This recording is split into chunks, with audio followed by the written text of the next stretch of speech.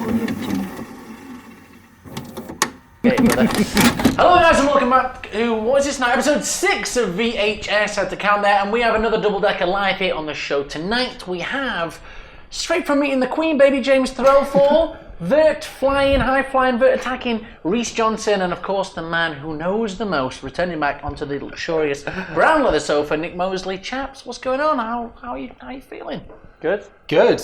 Bit sweaty. After having hit up the session, but yeah, we skated early up first tonight. You guys were because you come from a long old way away. You were down south. Yeah, down south. Is it Bristol? Is it? It's like near Bristol. So it's like a little further over. It's like Chippenham, near Chippenham on the M4. Melksham.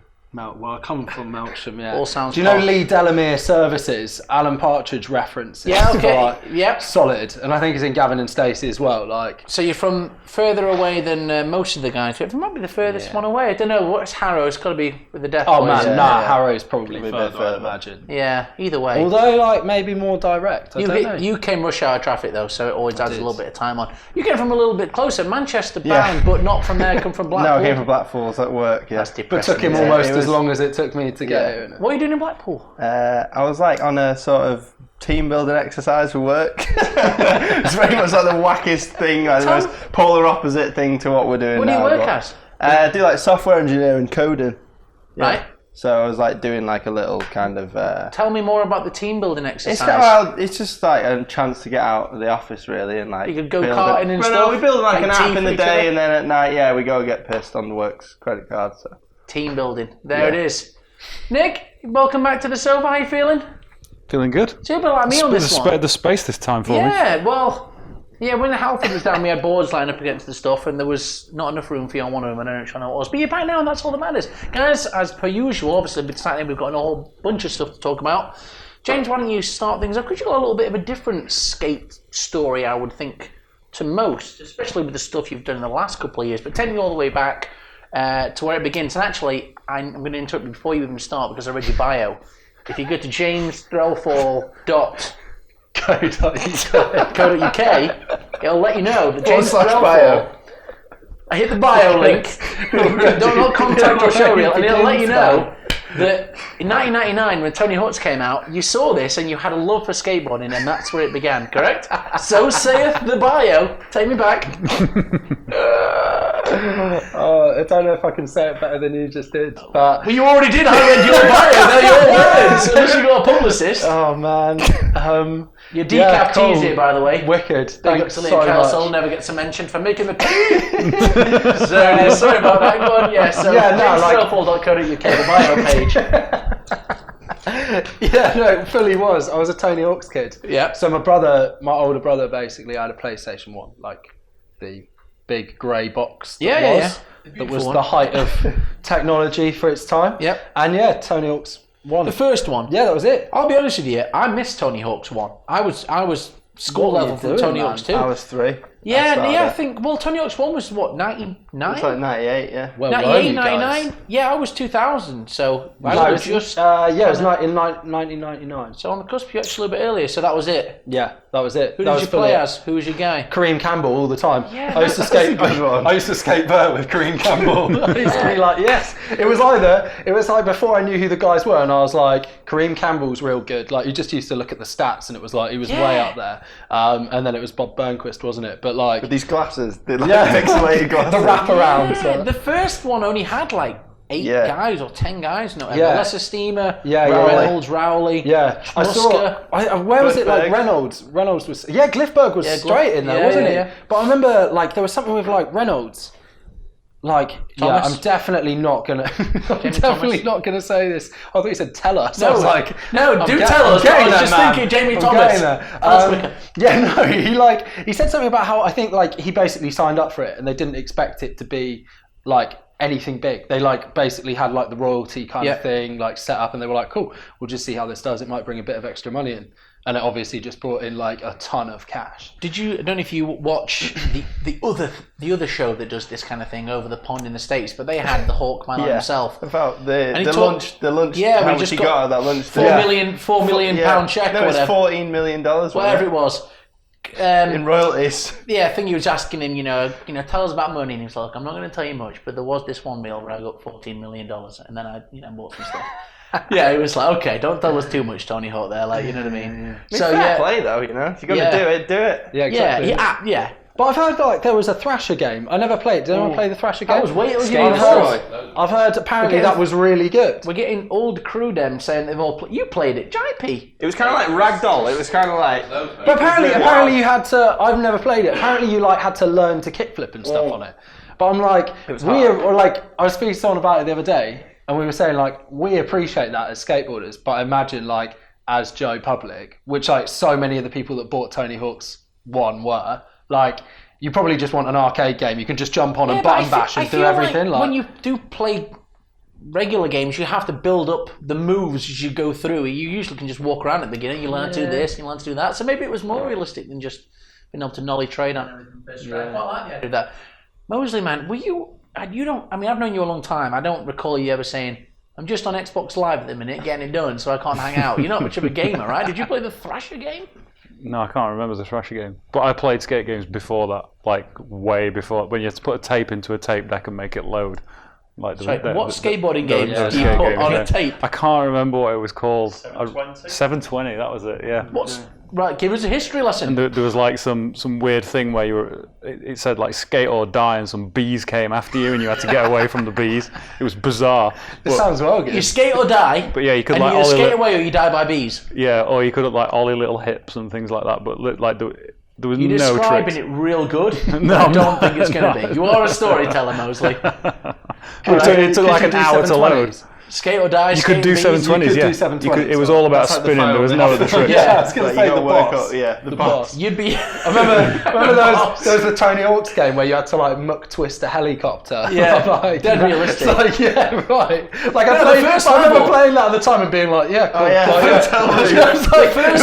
it was like the biggest like earthquake gap ever over a helicopter that like just happened to be staying exactly the same height. I think in the hangar level you had to nose grind the actual propeller blades, and then it just went through the ceiling. Yeah, and then you just skated some more stuff. Yeah.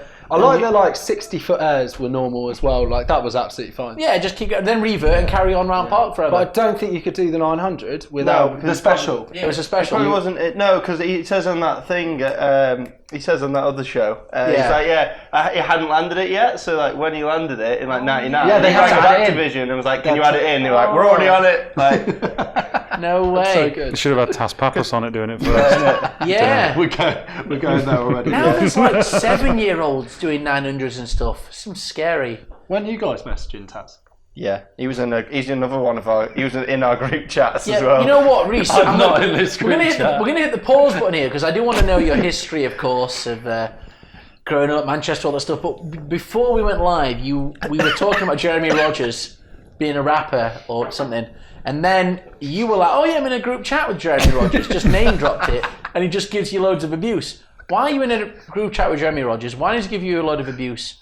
And why is Taz Pappas involved in this now? No, Taz Pappas was a while ago. Taz Pappas was like in another group. Yeah, this was like we just get drunk and like try and call him on Facebook Messenger. That doesn't sound like a group. That sounds like stalking. That sounds like harassing. And we just put on an Australian accent and try and just try and rile him up basically.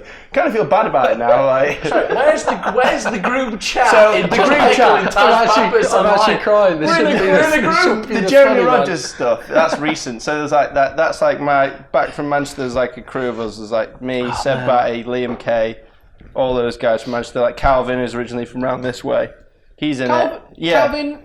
Yeah. So he's in the group chat as well. He's very good. Oh, he's amazing. Wow, Calvin was good. Then he got. Yeah, he's really good. And we're all in this group together. And like we just started adding random people, like I think like some cigarette company was in there at one point, like Donald Trump was in there. So is that what you start a group and you can just you can just pull people in on Instagram, and then someone's like, "Fuck it, that what's that dude called on Instagram now? Like the big built guy, Weckenball. He was in there. Was he replying? He was. And then we just threw Jeremy Rogers in, and like. We were trying to be nice to him, and we were like, "Oh yeah, Jeremy, like, say it. Come on, man, you should come to Manchester or whatever." And like he just was reading the messages and not putting anything. And I think people just got sick of waiting, so someone was just like, "Fuck you, Jeremy." And then straight away it was like scene. And then he was like sending us all these voice clips, like he was like sending us all these voice messages, like, "Hey guys, fuck you guys." Like, well, that's interesting actually because I follow Jeremy Rogers because I think it's quite funny, especially when he's been trying to fight Niger and stuff. the guy's an absolute. Have you not been following him? He pulled. I haven't been in the group chat. That's what happened, right? Forget group chat. Did you see this? guy's he's obviously got a beef with Niger, and so what he was doing is he was calling him out online, and that wasn't working. So he challenged him to this like he called it like the try. He was like, first we'll have a game of skate, then we'll have a fight. And he was like really trying to challenge him, and then he turned up to a party, and he was like trying to present him with a rose, and his security. Would you not see the clip? It's ridiculous. Nah. And he's throwing roses at Niger, and Niger's just with these girls. He just gets to the back of this. Yeah, it's awful. It's really cringe. And Niger's been replying, just basically saying, just owning him. Yeah, it's been really, really. Yeah, you should I get need him to catch up on this. I've been following him, and usually when people slate him, he just writes back really like. Yeah. He does. Like, he was just really putting some mad weird, stuff. mad He just kept sending us stuff. photos of like loads Find of yourself, money brother. and him with like loads of girls, and he'd be like, "Yeah, fuck you guys, like I make money." And it's like he just calls us all like he's just calling us every name under the sun basically, and we just wind him up more and more and more and more to the point where he's just writing paragraph long. He's sending us voice notes like rapping like Yeah, he like just, he's dissing just us in doing voice weird. notes like voice note raps. It was like. It's just So man, it was one of them. you're tight with Jeremy. You've been harassing Taz. You should definitely check Nigel stuff out. It's funny. And so, any more group chats with any people we should know I think about? that's about it. I think that was the one. Yeah. We'll be asking Calvin about that. Sorry, Yeah, man, I think we had someone else have in known. there. That Wrecking Ball dude, he's pretty cool. He replies to stuff. Yeah.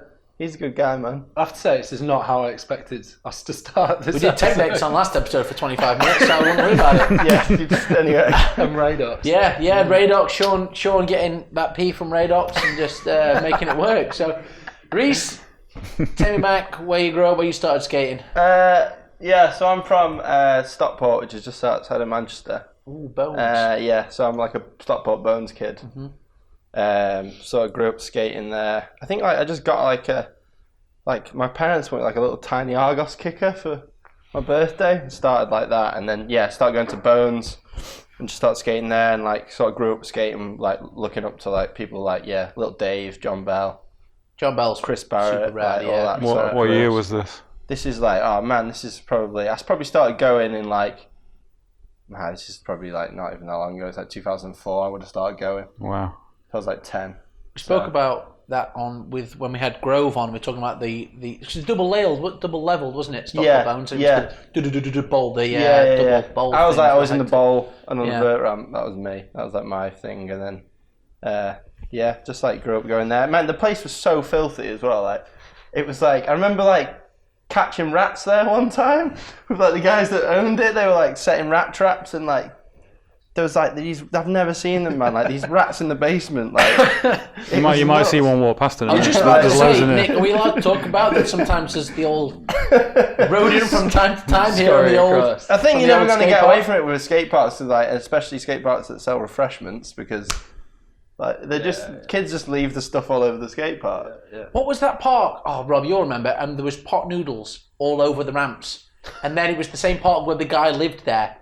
Where was it? It was in Dewsbury. Oh, the Rip. The Ripped. The Rip was rad, man. That was like Mad Snoz's place. That Yeah, was I'm like, sure you still. Like, there was one room, Yeah, and yeah, we went I in used it. to- It was just a I think I bed used in to there, and live I was there. like, "This is a weird skate park with someone." And there was Yeah, like two that was claws on either Snoz, side though. of his Yeah, it door. was. Like, That's it was how just he skate worked. spot. Those guys were cool, That was man. just like, Snoz. Snoz is cool. Like, I'm not saying he's not cool. That's I'm how he just saying I worked. didn't expect Yeah. to find a bedroom Yeah. in the Ripped. I went there on New Year's Eve one time, like with like a crew of us, got the train there. Don't know why we thought it'd be open, but we got there and it was closed, obviously. And they were just like, "Oh, come and have a skate." Like they unlocked the whole place for us. Like, right, where have you come from? Like, It was a cool. I remember they did a big redo of it. But yeah, they used to do like a do on the New Year's Eve, so they were Yeah, like getting yeah. ready for that night, and we were there like kids, like 10 a.m. and like some dude like opened the door, like, yeah. and they were like, "Yeah, come and skate." It wasn't called the Ripped before though. No, it was called Agriverts to start with. Agriverts. I never went there when it was that. Pretty awful name. There we are. Yeah, prefer the Ripped. It's getting a bit more shreddy in it. It were in Dewsbury. Dewsbury. Yeah. Yeah. And like used to walk to the train station and get a load of abuse off scallies on bikes. Yeah, it's not the roughest. Not the the nicest different places, I must say, old Dewsbury. So you Stockport way, grew up around the Bones area. So was like you said, John Bell, Grove, Joe Gavin, all those kind of guys. Big So names like where you're grew from. up sort of Stanners and like all that kind of crew, and then Where's he now? Stanners is living in London at the moment. I think he works in the Palace shop down there. Oh right. Yeah. I see him now and then. He's always up here for stuff, you know. It might be out by the time this comes out. The landscape. Yeah, so I think right? he's coming up. Yeah, he's coming up. That's on Sunday, so yeah, he's coming up for that. But yeah, like grew up sort of looking up to those guys really, and then those guys kind of made their way into sort of Manchester, probably already skating it, and then I started skating like the pump cage and stuff when like Bones started closing down, and it closed for a few months and then reopened under someone else, and then I was like over skating projects, and Central had sort of opened by then. I was just about to say, which park were you kind of skating more? Because there was wasn't there? Yeah, I was skating like both really. Probably like but then it kind of, I don't know, my memory's kind of, it all kind of merged into one like. And then like Bones reopened under that UK skate dude, and like I was going there again. I was always like more projects than Central really, which is kind of weird because now I hang around with all the Black Sheep guys, which is kind of like the original Central. Do you prefer?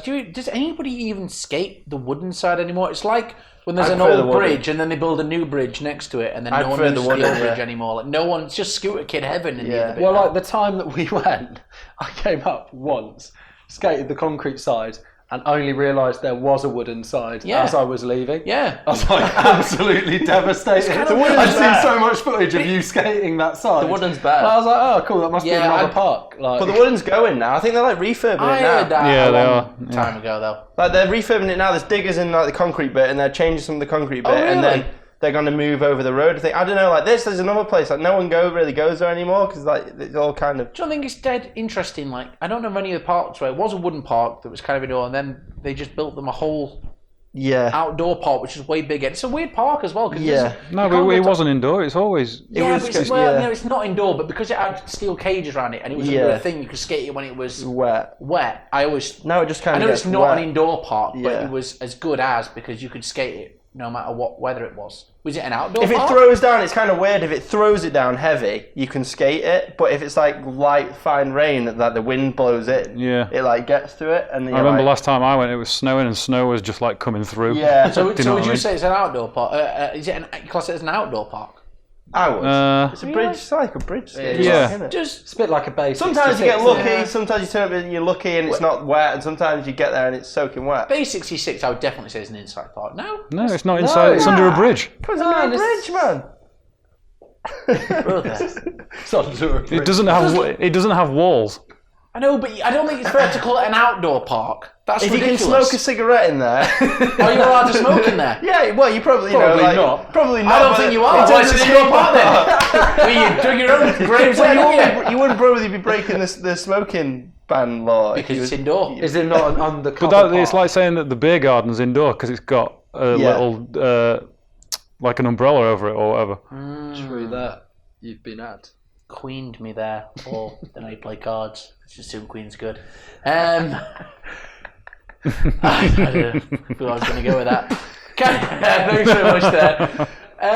You guys are both quite transition-y skaters. I mean, I would say you're a bit of a mix. You just had a brand new part out, your Element part, which we are going to watch in a little bit. But you can you're a mix between. But I would say, Reiss, you're definitely more of a... Yeah, I've always been a Vert skater. You do skate Vert, right, James? Or I did more. That was how me and Reiss met. We met. Basically, back in the day. I remember you had to be on MSN Messenger, man. I remember being at my grandma's and this MSN Messenger request came off James Threlfall, and I was like, I know this guy is. Like, he's one of the Vert skaters, and I wasn't really like skating. Because there wasn't too many of you. Like you're. No, there's probably only 50 in the UK. So weird. And like, I remember being like, I know that guy from the videos. Hit accept, and he was like, send me some dick pics. Yeah, there we go. Send me some weird stuff.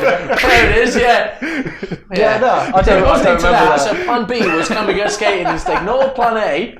That's not your thing. I just thought I'd get like over familiar before we met, and then like kind of breaks the ice. Now it can't get any more awkward. Yeah, exactly. Yeah, so put some trousers on. Let's go for a skate. So were you were a Vert guy more at the beginning? That was more. Yeah, that was kind of like Where's your Vert ramp? It was Bath. Oh, okay. So we had the one that like Nordberg did the like I think it was like Big Flip Disaster on. Yeah. In the Flip Extremely Sorry video. Yeah. But yeah, so I just used to skate that all the time. Old lazy arms. Yeah, old lazy arms Yeah. indeed. Remember that clip with him when he was like, that scooter kid's like, there are more famous scooter people than there are skateboarders. And then He must have been Cornish. he's like, name one famous scooterer, and he's like, that kid's like, Luke Painter, and then he's like, I would have gone with who the fuck is Luke Painter? I would have gone with Terry Price myself. I went to primary school with Luke Painter. And like, this is the best thing because Luke is like actually amazing at skating as well. He does loads of, so he's like he was like real. Did he scoot and skate? Yeah, mate. But he filmed all of my stuff back in the day. But man, he's like a really good filmer, isn't he? Yeah, he's a real good filmer. He's a scoot skating filmer. Yeah. I don't want to know. But mate, like you sound like a nice dude, Luke. But yeah, mate, like he would like, I'm not even kidding, he would like tray flip, murder flip, like the stairs at the park. Murder flip. Yeah. That's how you know that someone... He pushed Mango, didn't he? He liked to do boneless. Someone who skates is also a scooterer. Yeah, he did primos and stuff. Yeah, okay. No, he was doing like, murder flips down the stairs, and I was like, fair, can't touch that. And then he picked up a scooter. And he picked up a scooter, and he was like... He's like really good at... Wasn't he like pro or something? Yeah, no, fully. He was going out to Cali and stuff. Like 100%, like... I know, but he was to ride a scooter. Are you a scooter backer? You're back in Scoot England. You know there's a Scoot England? They follow us. Scoot England follow us. I'm not even kidding you. The Scoot Association. Scoot Sport GB. Mate, if Scoot Sport GB. as long as they stay out of the way, it's cool. Yeah. If he's going to make us like... Your scoot systems. I'm not against scooters. They should just all be put on an island on their own. Because just, I don't want to get rid of them. Just get segregate them. Hectic, mate. Yeah. Was that? I did, yeah. I was doing stuff for MGP back in the day. So That's a great wasn't it? Oh yeah. So you rode for them for a while. Yeah, I was doing. I used to do shows for NGP. It was awful. Let's get off the scooter in subject. I know, yeah. But yeah, so that was my local ramp. This is the point where everyone just clicks X on this episode. No one's watching. But yeah, so I grew up there. That was the local ramp. So I was skating that all the time in Bath. Who are the? When do you guys first meet? This is quite a long way after you guys man, started I can't skating. remember. I can't remember the first contest. We're not at MSN first. It's probably like... Yeah, we've heard all about that. Let's go past MSN. Let's go to skateboarding. I'll figure it out. It was probably like... Oh, mate, you know what it would have been? Were you at Base 66? Because that was my first, like... what was it? It was like the UK Independent Vert series. Yeah. That was my first one. Yeah. It was like... I was It was at like... those. I probably met you there for the first time. So yeah, no. So that was like just used to skate those. 2009 or 2010 or something. Yeah. So I basically just like blagged my way. Like I had started skating the ramp at Bath and then blagged my way onto the ramp at Nass without like a band or anything. Just jumped up there first thing in the morning. And Jimmy Langren was skating, and he was fully just like. I guess I just rocked up and I was like on like a proper whack board, and I was like, "Oh, I want to skate the Vert," and he's like. Jim's like the most politest, nicest dude you've ever met. But he's told me he was fully like, just like, yeah, go on then. Yeah, like, it's like no one cares. See what you can do kind of thing. But yeah, dropped in and did like the sketches, like alley-oop power slide thing, and he was like, I remember you used to do those. I used to love those. You used to do the B groups. Oh yeah, but we used to was like the go-to trick. The backside big spins. So you've got A group and B group.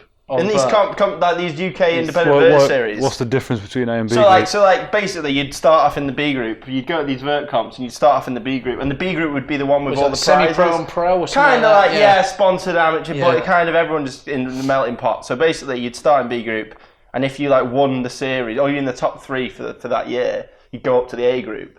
You start in B group, and people would just, for some reason, their go-to trick was backside big spins. So we used to see how many we could do in a row in a run, and it just became like... Now, backside big spins on the Vert ramp, that was like... No, but I probably couldn't do that now. Like, I the backside big spins, like, because Jamie Foyer started doing them, and they are ridiculous, and he flies out, and they're full big spins. No, these are like... Oh, yeah, no, these are like... You're talking about... You kind of go up, you do a pop shove, you land it, and then you kind of go power slide down. No, 100%. Yeah, like halfway up the ramp. That's the B group.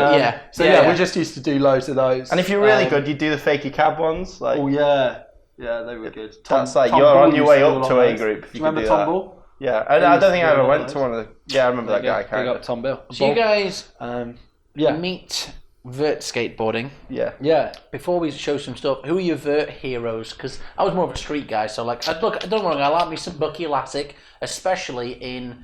So no one ever talked about the Birdhouse video at the end. Yeah, fantastic video. Yeah. Bucky and oh my goodness, I've got his name. Is it PLG? What are the Vert guy? PLG. PLG, isn't it? in that video. He was he's really not. good. The blind guy who landed from the top to the bottom. He probably in group messages with them all.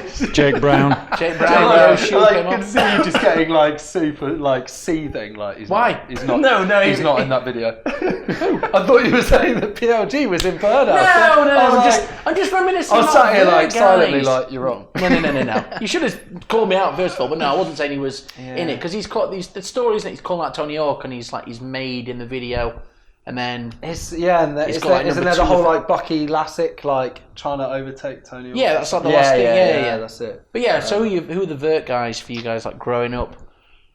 I think for me the two standout parts were Colin McKay's DC video part where he does. that was good. Is it him or then it's Jake Brown in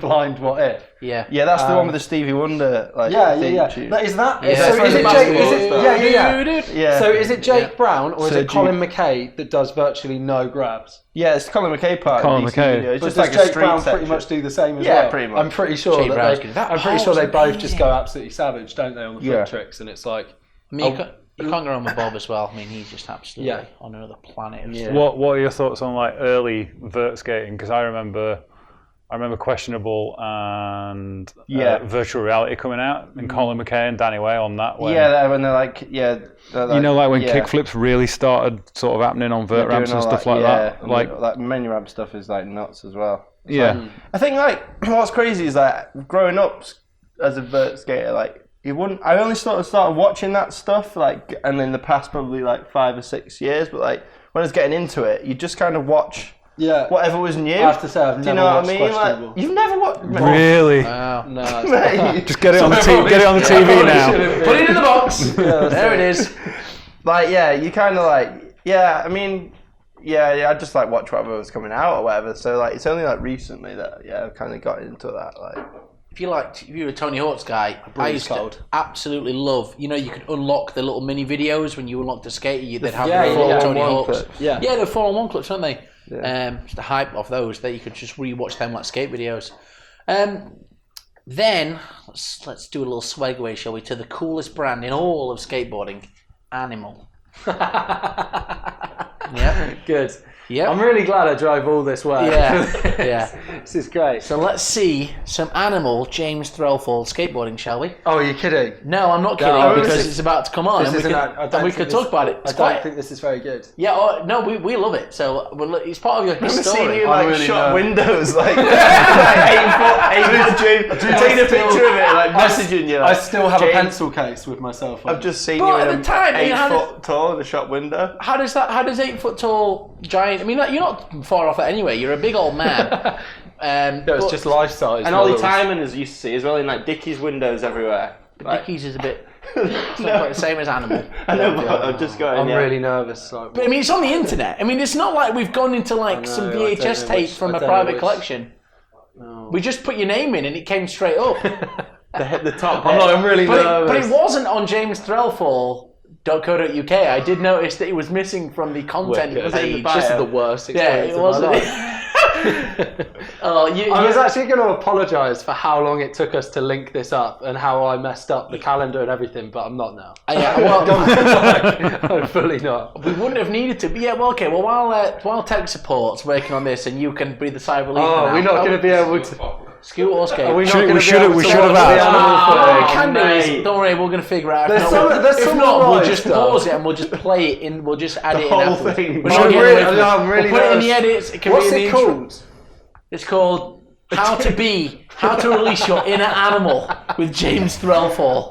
Shred Is that on. actually what it's called? No, of course it's not. Of course it's not. So how do you get hooked up with Animal? How does that happen? I actually, Sent a sponsor me, Ted, didn't you? no, I didn't. I actually had a phone call. What? Just a rant? Hi, Yeah. Animal here. No, 100%. Had a phone call Yeah. from Animal asking if I'd go down to their offices. In And Hull. how they heard about I think it was because I was doing like Maverick skate parks. I was opening skate parks for them.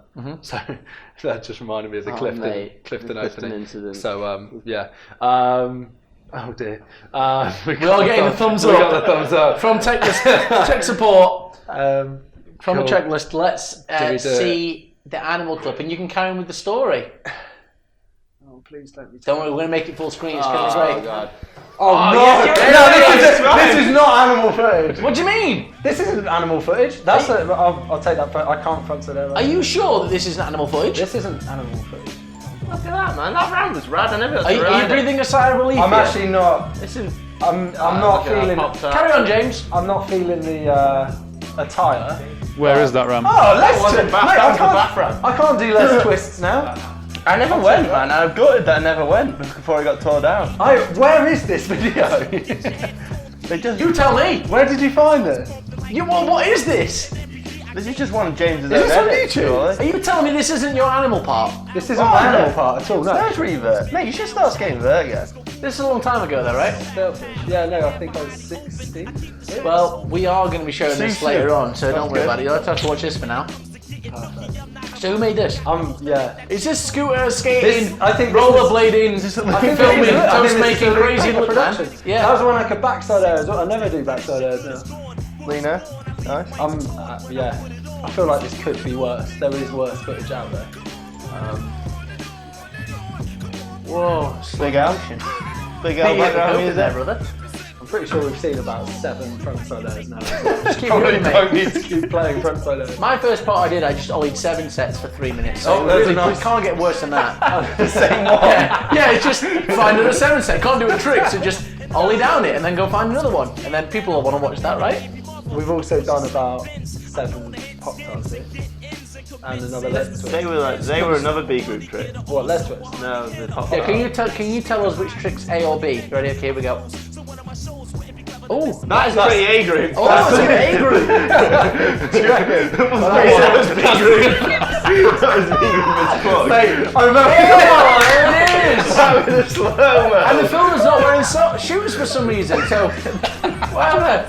Oh, look at the minimal tweak. It's like, There it we is. need to replay this. Oh no.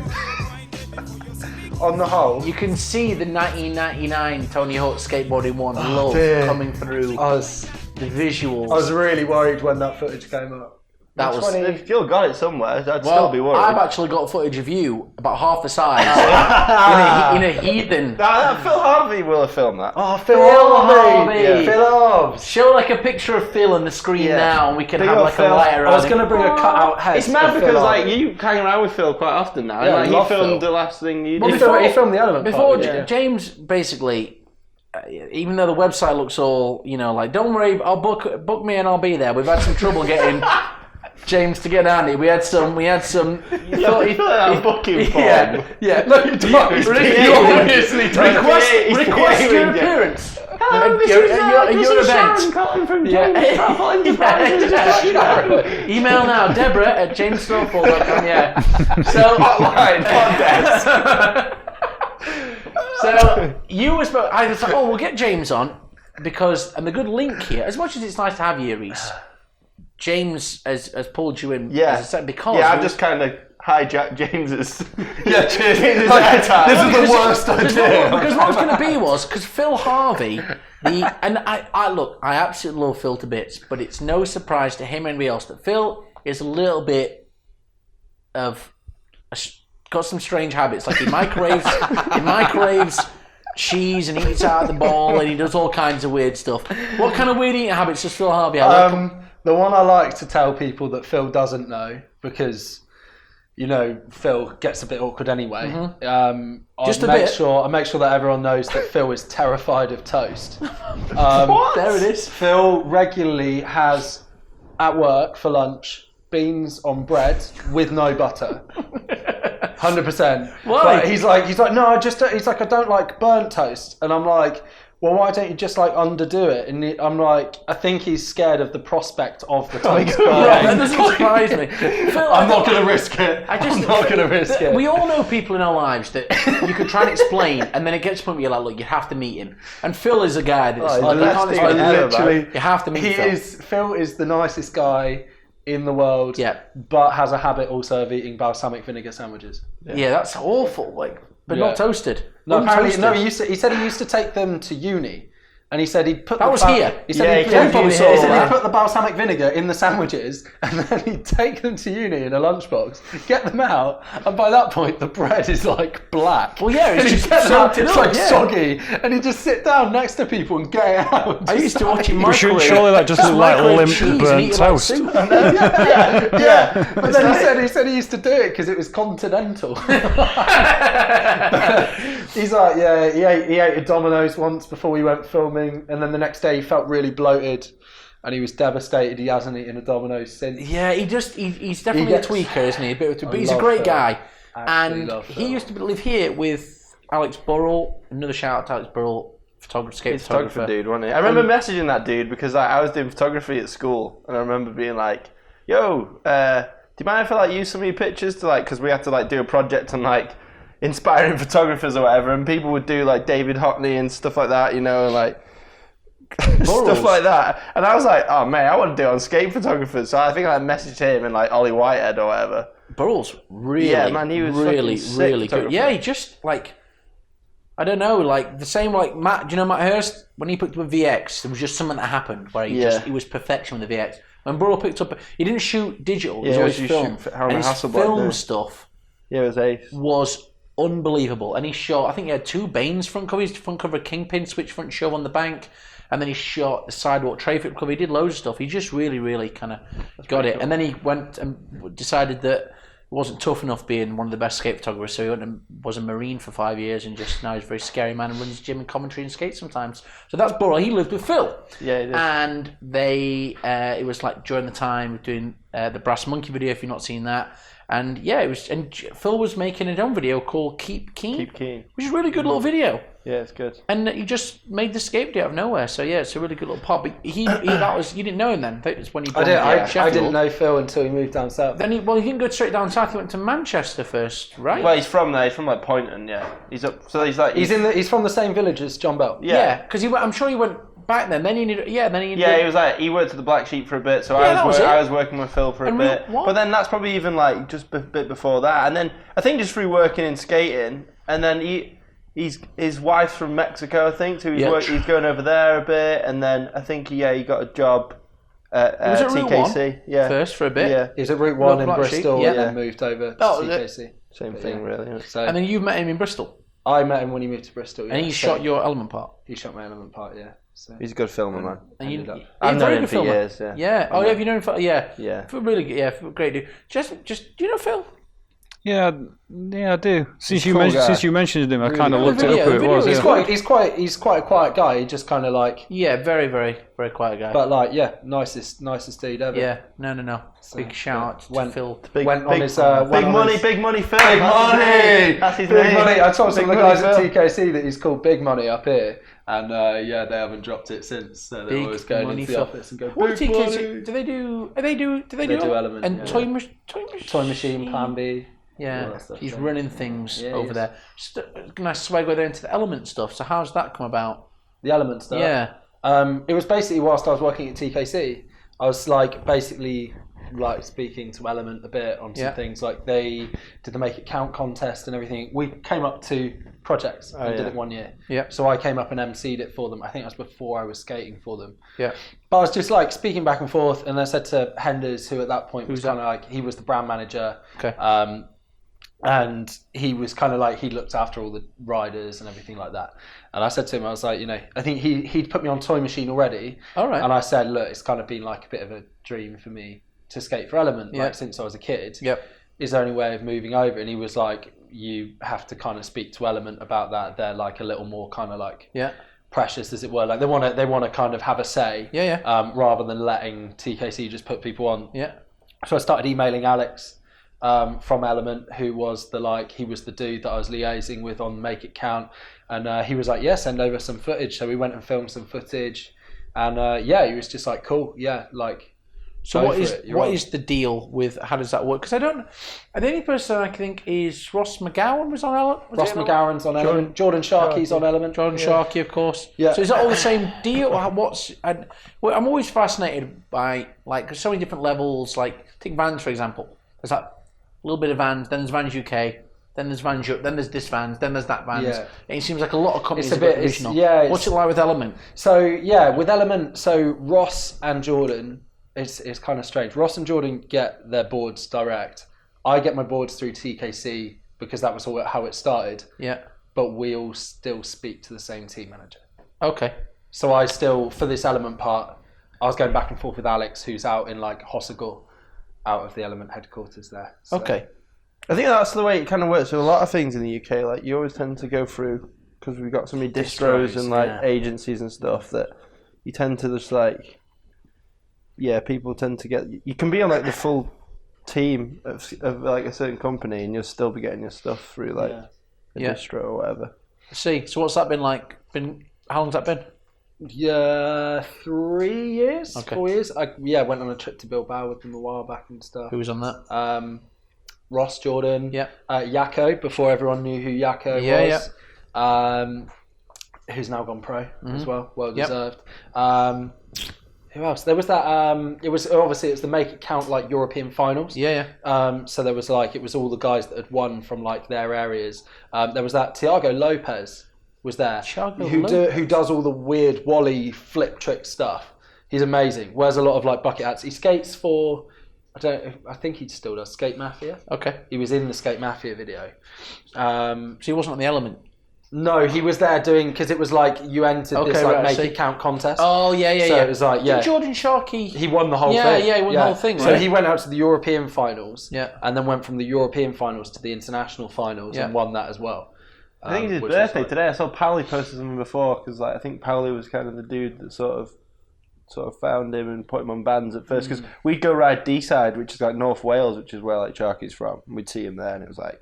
Whoa, that guy's good. He's unreal. He had a big foot in the big driveway and stuff. It was like, whoa. Such a nice dude as well. Yeah, nicest dude. We had down the last couple of house comps with the live stream coming on here, which he won. He just pretty much wins everything. Yeah, he's unreal, man. Saw him when I came down to see you at. He was in. Did he skate in Manchester? I didn't recall seeing him. I don't remember him skating. Yeah, he did. I'm pretty sure he did quite well. Yeah, I'm pretty sure he was in the made finals there. Yeah.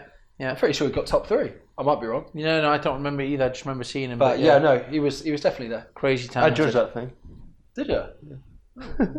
Me and Ross just did a thing. The Make It Count thing. I thought you meant the UK champs. I was no, the thing. I didn't see the UK champs, but okay. Oh yeah, I thought you meant the Element Make It Count. No, yeah. Shut up. How about to bring you out of that little different where you were a second ago? Why don't we watch some footage of you and that'll redeem it? And watch some nice grabby footage of you skating to ramps. And when we were watching this earlier during research session, you see, which we always do, we couldn't decide where some of these ramps were, so you could tell us where they are and stuff, and then we can go. It depends which one it is. And look at them and say we can't skate them, and then get coffee instead. I can't remember. Yeah, I kind of did 2 videos for Heathen. Like one was when I sort of started riding from like a welcome clip. And then... No, it's not a Heathen clip. It's your. Raw, I've come. It's called Raw AMS Pro. Oh, that's the Pro Tech. Mate, I thought you. This is so unfair. Like What's you happening? pull out some gopping footage of me. Do you want to see some old and footage? then like some banging footage of Reiss. All right, pause This is so unfair. No. Go for it, because this is sick. Right, put this on afterwards. Put this on. Put the Heathen clip on. Yeah. Put the Heathen clip on. The fetus clip on. Let's go back to 2010. I sent that over and I watched that and I was like, damn. I remember watching that a while back, but rewatched it. All them ramps are in like Copenhagen and Sweden. Yeah. Well, don't ruin it. We're gonna have a good old watch of it. Yeah. Let's go back in time. Let's go back in the time machine. There we go. This is old. There we are. This is old. Yeah, this is. I think it's like my welcome clip too. Yeah, that's me. And funnily enough, I'm probably about 17, 18 there. I just had a baby face. Yeah, I'm probably like 17 there. Grebe in it. Yeah, this is a Phil Harvey production. Phil Harvey classic. Yeah. Phil, you didn't think about getting the grind on that one. That's it. Look, Yeah, where that was was in D-side, so that's Bones where I grew up. Was it? But we were talking about it the other. I'm That's sure we were Senna's. saying there's no way that was Bones. In its old days. That's Ramp City, of course. Blackpool. with the biggest coping in the world. Yeah, we put it down now. You could fit a Coke can inside the coping. Yeah. That's Bones, isn't it? That's Bones, yeah. That's when it was like knackered and old. And it's kind of had its day. That's probably like a year before it closed down. And like there was these holes in the floor, and the dude would like try and fill it with concrete, and so you'd have like concrete in the middle of the wood, and then it would obviously never work, and it just crack. Now I could be totally wrong here, and someone else might have to back me up, and I might have made this up. You're talking about Burrell. I think he used to get heathen boards as well. Probably. It was So good. What a skate on it. it was That's really way good, before really I'm good. on So- it. When I got on it, it was like me, Lewis Fred Gold. Lewis Fred Gold got me on. How good is Lewis, by the way? Got a lot of time Yeah, for pure Lewis. blagging it. He's still The doing legend the that he hats is. and stuff. Yeah.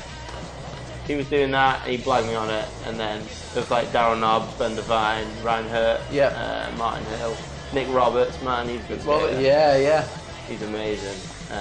Yeah, all those dudes are That's like That's one of the first Vert attacks. Right? That's sick. Were any of those A grade tricks, or were they all B You done grade any tricks? A's yet? These are all. I'll probably say These are all A's. A's. The self-props. The self-props are real. Yeah, these are all like. Let's just do let's do a double footage, Joe. Let's just keep going on the journey that is V.H.S. Johnson. Let's skip forward up into some raw Am's new stuff. Staying some more concrete. This is a good trip. This is basically just us sat in a hotel room waiting for it to stop raining for 7 days. So you want to This is real good footage. Yeah, it was like this is banging. this is like a Protect trip. I never. European.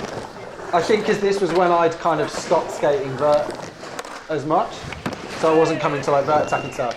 I had never realised how good your lean airs are. Like here, is it here? Oh no. Oh no. Mate, In a moment. It's funny you say because I hate the lean air on this place. Really? Nah. I hate it, man. But then the one that you do in Briggeria. In Briggeria. Yeah, land on the back wheels is even worse. Oh, that though. Yeah, this trip was good, man. It was like all the That's great. all the Protect arms. And That how is that not a really good lean air? How did you get onto Protect? Wingy put me on it. Oh, Wingy, yeah. It's pretty funny. Like every time I've ever been sponsored by anyone, I've completely blagged it through a friend of a friend or something. My favourite trick in this part's coming up, and I asked you if you could do one for the clip, and you said there was nothing big enough for you to do it on, which is a pretty good excuse. Is it now? Look at Oh, that. that's a good buddy. That is. Right. Okay. That's Over the the channel, fakey, though. man. Yeah, the fakey pole grabber. Yeah, that was a good trip.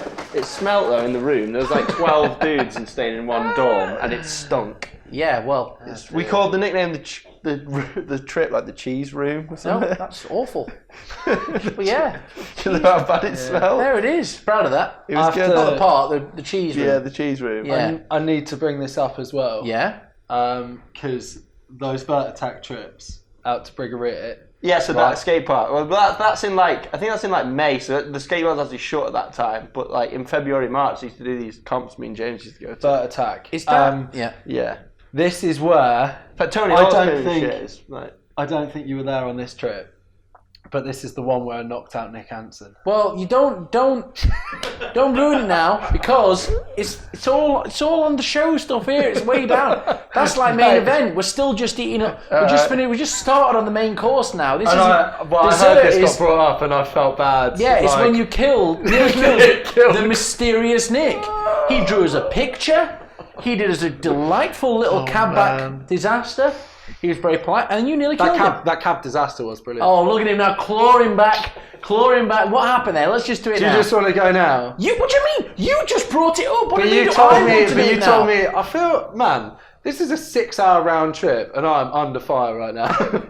There's only one person that mentioned killing the mysterious Nick nearly, and it was you. I have to bring it up. Now right? he can't go I back have to to Sweden because he didn't pay his hospital bill. I think this is the year before. Oh yeah, I no, they first went. didn't. No. Yeah, he didn't pay his, but yeah, he didn't. No. This was Vert. This was Vert Attack 4. Or 5. No, it was 4. Was it 4? It was. I'm certain it was 4. But like, yeah, we basically went to like the massive outdoor concrete park in Staples. Malmo. Yeah. Were you there? And, No, I wasn't No. there. I was sat in double chemistry. living the dream. I wanted the you dream. to tell me whose fault it was. Well, no. The thing is, I hold my hands up and say it was your fault. It was my fault because you weren't looking. Well, yeah, but you can't really look over a 6 foot tall spine. This is the issue. Right. But the whole thing is, obviously, you're all skating that park at one time. Mm-hmm. You're massive as well. You're like big old lad. Well, yeah, and the problem the problem is, I knew that Nick was skating over that area of the park, but sod's law, I was like, oh, I'll just hit this like spine transfer, and completely didn't see that he was there. Did you just do the old kind of...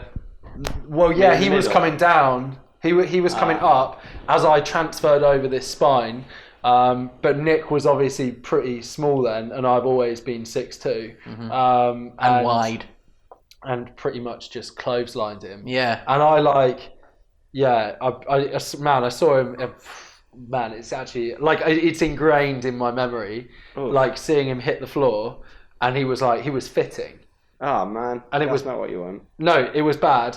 And Halford, bless him, was well nice to me and was like, no, don't worry, I've seen him do this before. Oh my God. And I was like, I don't think you have. And I'm there like, I'd taken a pretty heavy slam as well, but like... Let's don't make it about you, No. You didn't go to Swedish hospital having a... mate, I'm saying those like, tears of joy, tears of upsetness. I'm devastated. Yeah. But no, like, I fully...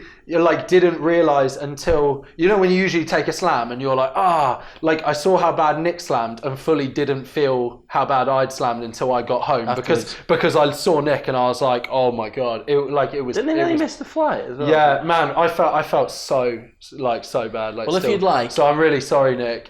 He's going to say, talk to camera, because you're a presenter, we come from the similar... That's how you do it. But like, man, they were like... Get all www.jamesthrelfall.co.uk and tell him down the lens. Yeah, I couldn't believe, like, they were really, really sound about it. But they had to go to... They went to hospital and, like, they were basically talking about, I guess, giving Nick a CT scan. And they realised like 15 grand to go. Well, they realised he didn't have his e-hit card. I was just about to say, did he have insurance? They realised he didn't have his e-hit card, and I think Alex was like, I think we've probably just got to go, and Nick was just like, okay. But like, man, no, when Nick came to, he couldn't like remember where he was and stuff. It was bad. But then they turned up. They turned up hospital. Well, no, he was still at the skate park at that point. So he came round, but it was man, like it was. Have you seen him since? Yeah, I've seen him quite a bit since. But yeah, did you take him great? Like the thing is, like, dude, I've never been in a fight in my life, and like, ended up like KOing him and giving it. Man, it was like I can't remember if it was like front of his head. It was front of his head, and he got like a proper. Halford made it seem like you kind of guys crashed, and it looked like it was going to be 50-50, but it ended up being 95-5. Well, I think the problem was as well from like because my memory is seeing Nick. And I came over the spine. So I'm pretty sure I met him almost at the flat as he was hitting the transition. So I had the full momentum of coming down the transition. You ever seen them clips on Facebook where like two people get big gym balls and they run each other? Mate, it was one person's okay, the other person flies. But the thing is, man, if you Google that park and look how big that park is, the fact that Nick happened to be in exactly the same spot as I came over that spine, it was just like, oh man, I was pretty devastated. That one haunted me. So we really like Nick. I'm sorry. Yeah, he's a cool Alex, guy. Nick is a cool guy, isn't he? For being sound. He used to spend loads of time in Manchester. I think he had a girlfriend at the time there, and like we'd hang out all the time. Yeah. Just like I'd finished work and he was at the skate park. I was like, oh yeah. Like, he's a cool guy. Did we invite him to the house comp this year and say that you should both come down and like either go at it again? Because we've got some spines here now, so we could get we could do skate jousting. Yeah. Now I'm talking about jousting. Yeah. One guy started one rematch. One started the other. You ever seen the Nick a longer one? Yeah. Give you a couple of beers before and just see what happens. Redemption. We can sell tickets around it. All right, talking about Vert Attack. Because we talk about Mysterious Nick for much longer because we never feel bad. Apologies. So let's move on to the Vert Attack stuff. Is that the comp that I've just did because I'm a huge wrestling fan? Yeah, that's that they did the wrestling. Yeah, they did it this year. They did it properly as well. Yeah. I messaged them from my Instagram. I was just like, man, whatever you guys are doing, this is like the best thing I've ever seen. Because they had an entrance ramp. Yeah, they did. And the guy was dressed up as like Mean Gene, and they did like the old WWF logo, but as their logo. Yeah, that was awesome. Did you do like a different? Yeah, I did. Yeah, I've been every year since 6, I think. So that's like, and now what was that? I was like 12 or something. Yeah, 12 or 13. It was just now. like they do a different theme every year.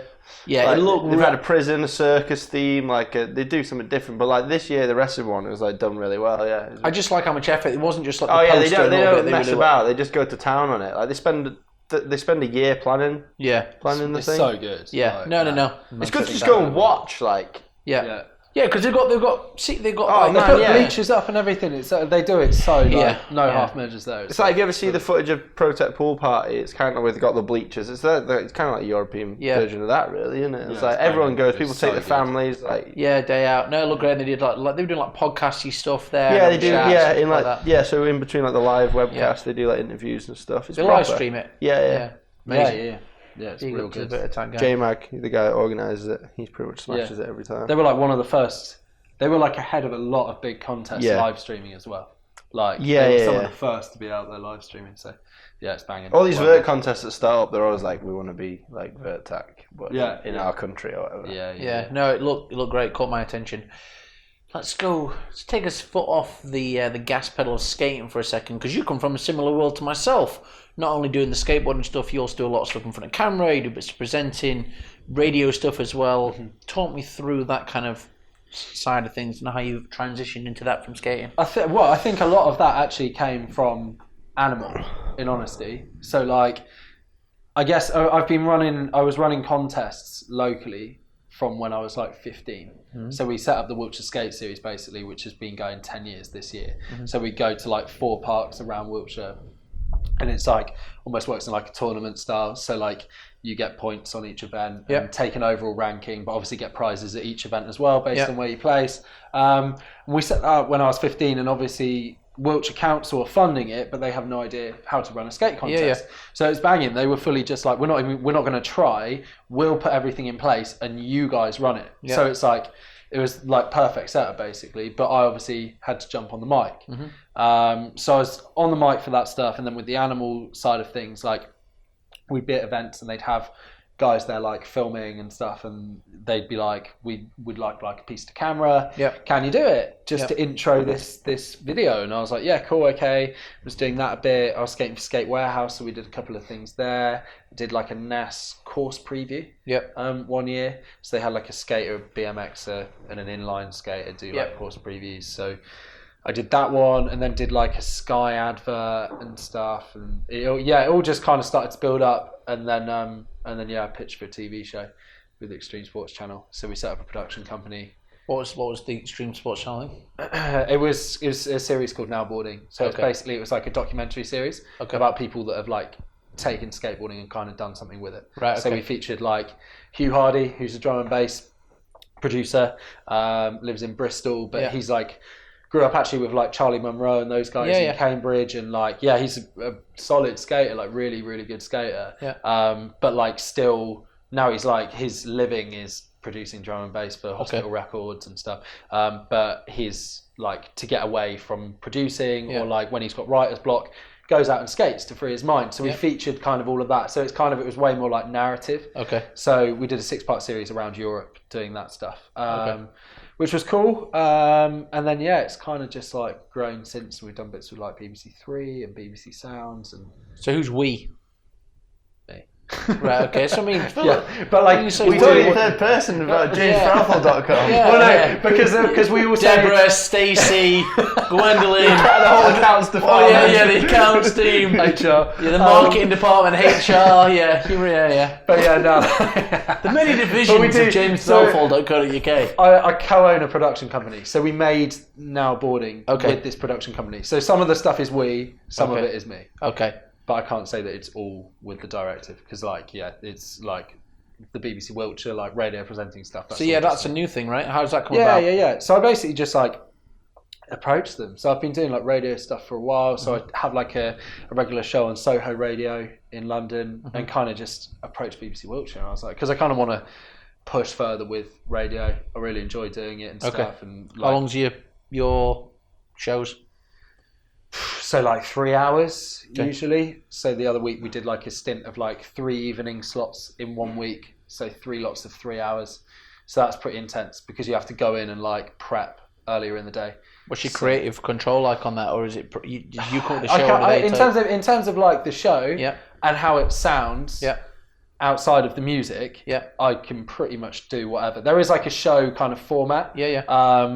And you have to hit the junction. So at 20 past and 22, you have to give like a weather update. And then bang on the hour, you have to hit the news. Like literally on to the second.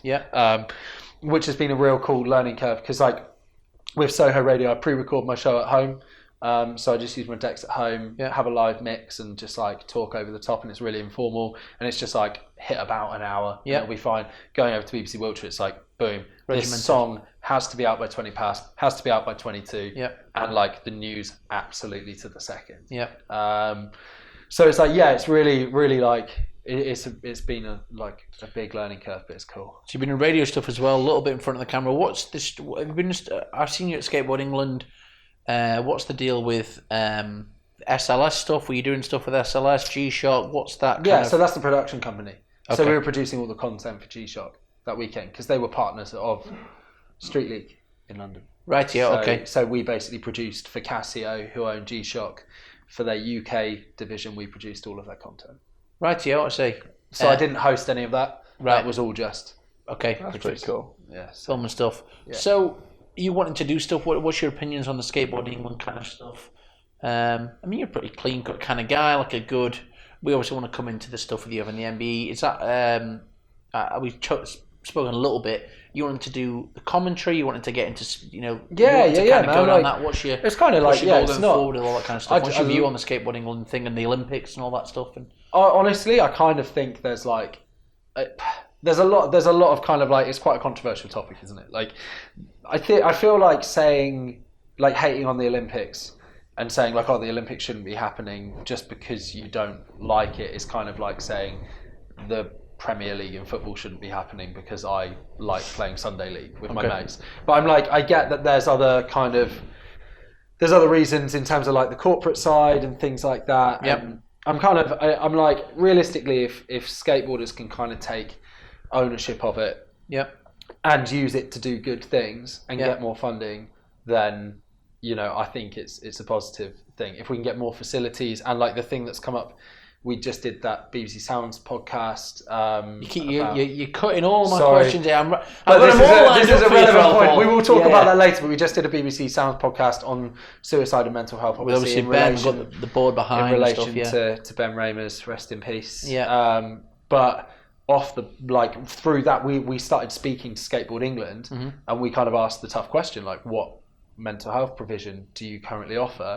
And it was real good. Like, they were really kind of open and honest, and they were like, look, we're a new national governing body. They've only set up in the past couple of years. Who do you deal with there? Is that James or Lucy? James Hope-Gill and Lucy and people like that. And they were fully open. They were like, we don't have anything, but we would really like to. Well, Lucy's a friend of Ben, so it's not like they know to care, man. Exactly. So they were like, actually, we'd really like to kind of like see what we can do and speak to the skate community to build some kind of support. And like they were able to then go and have a meeting with Sport England. So I think things are already underway. And like I think at Skateboard England, you're kind of like perfectly placed. Do you know what I mean? Like you are set up as a body that can go and do that and then can like deliver that provision. So I think like in terms of that, there's the Skateboard England side, which is like the grassroots, and then there's Skateboard GB, which is like what Daz works for, which is doing all of the like the high-end Daz piercing from. No, that is. But I thought he worked for Skateboard England.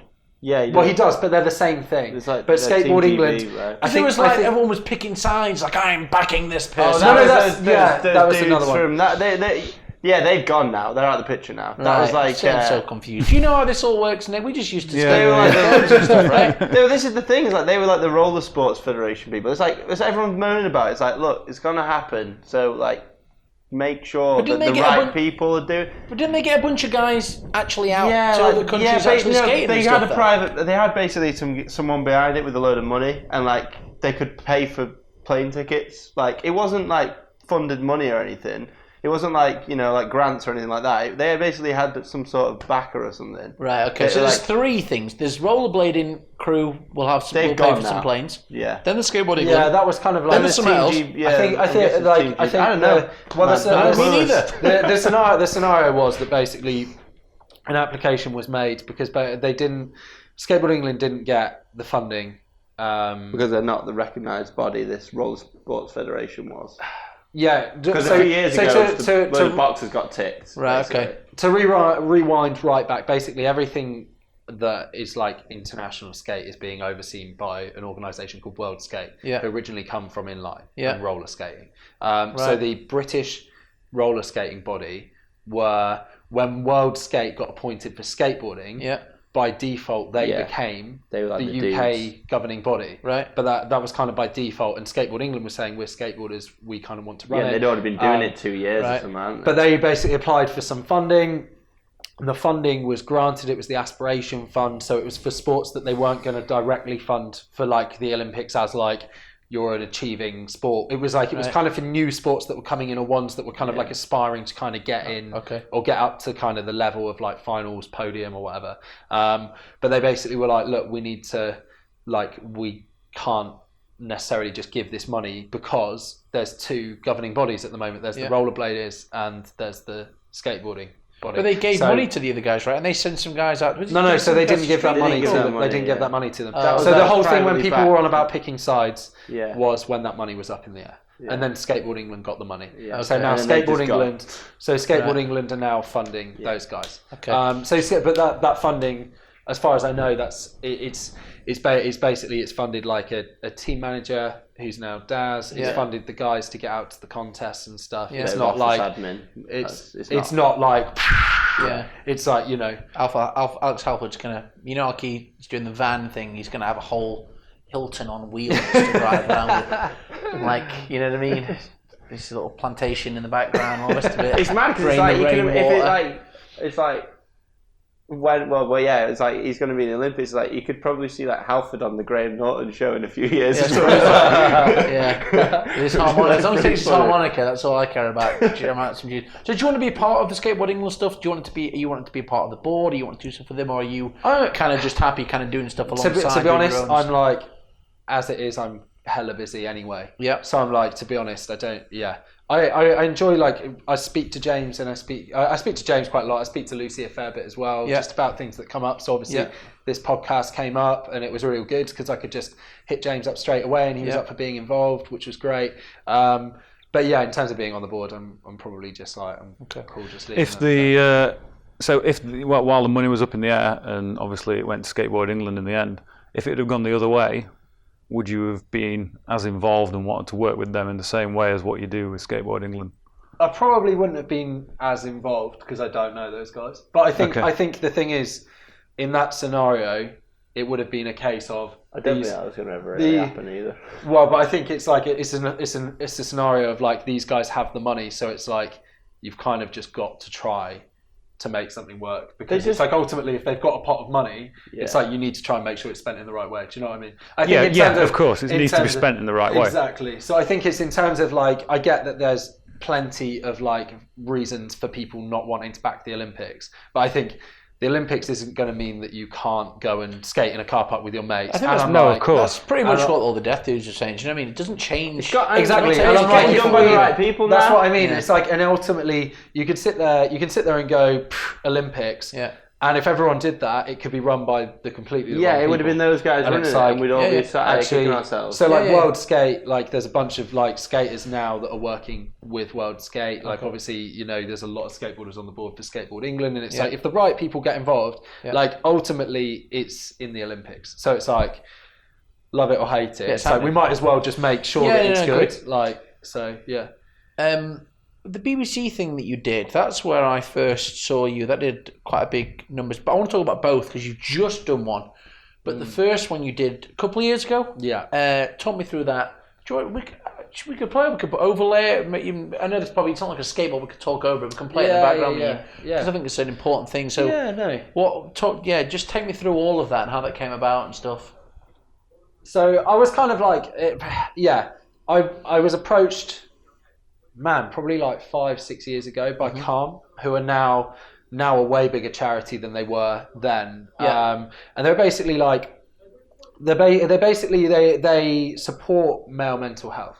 So obviously the statistics for male suicide are super high. Yeah, real high. So they were like kind of trying to their aim is to raise awareness of mental health issues among men, and also provide like a web chat, and they've prevented a ridiculous number of suicides from guys coming on and saying on the web chat that like, you know, they're ready to kind of end it all. And so I did that. I joined up with them because they wanted to do more action sports stuff, because they were like, it's quite like a macho kind of thing. Like we want to. It's the Dave Mirror stuff. Exactly. Well. We mentioned the Dave Mirror thing in there. And so I did like a magazine thing with them. They had a calm zine basically a while ago, and it was like they had real good people in there. Like I did an interview with them, and like in that magazine with my feature was like a feature with Danny Boyle and stuff. Like they were hitting big people. And a friend of mine basically a real good friend of mine that I'd grown up with saw this interview, and after a couple of beers we'd been out, and he was like, there's something I wanted to tell you. He'd come back from uni, and he was just like, when I was at uni I tried to take my own life, and that's the reason I came home. And it was like, damn, it hit me real hard, but it was like, you know, it was real good that we kind of started talking about that stuff, because like it just made me so like aware of where he's at, and it's like checking in with him now, just like things you kind of don't do, just like messaging him being like, hey man, how was your day today? And it's like, you know, like kind of like, I guess you just like appreciate that. Like it's things, the way I've kind of compared it is like the way I come home and speak to my girlfriend at the end of the day. Yeah. It's like I ask her how her day was. Yeah. Oh, what happened at work? Oh yeah, it's a bit stressful. Okay, what was stressful? Do you know what I mean? It's like you don't do that with your mates. You don't say to your mate in the pub, how was your day at work? Yeah. Oh, what was stressful about your day? Like, do you know, you don't go into that. I think there's a lot of stuff that kind of like doesn't get discussed. So we just have real open conversations now. But I got speaking to the guys at BBC Three, and they were really up for doing something for social media. Yeah.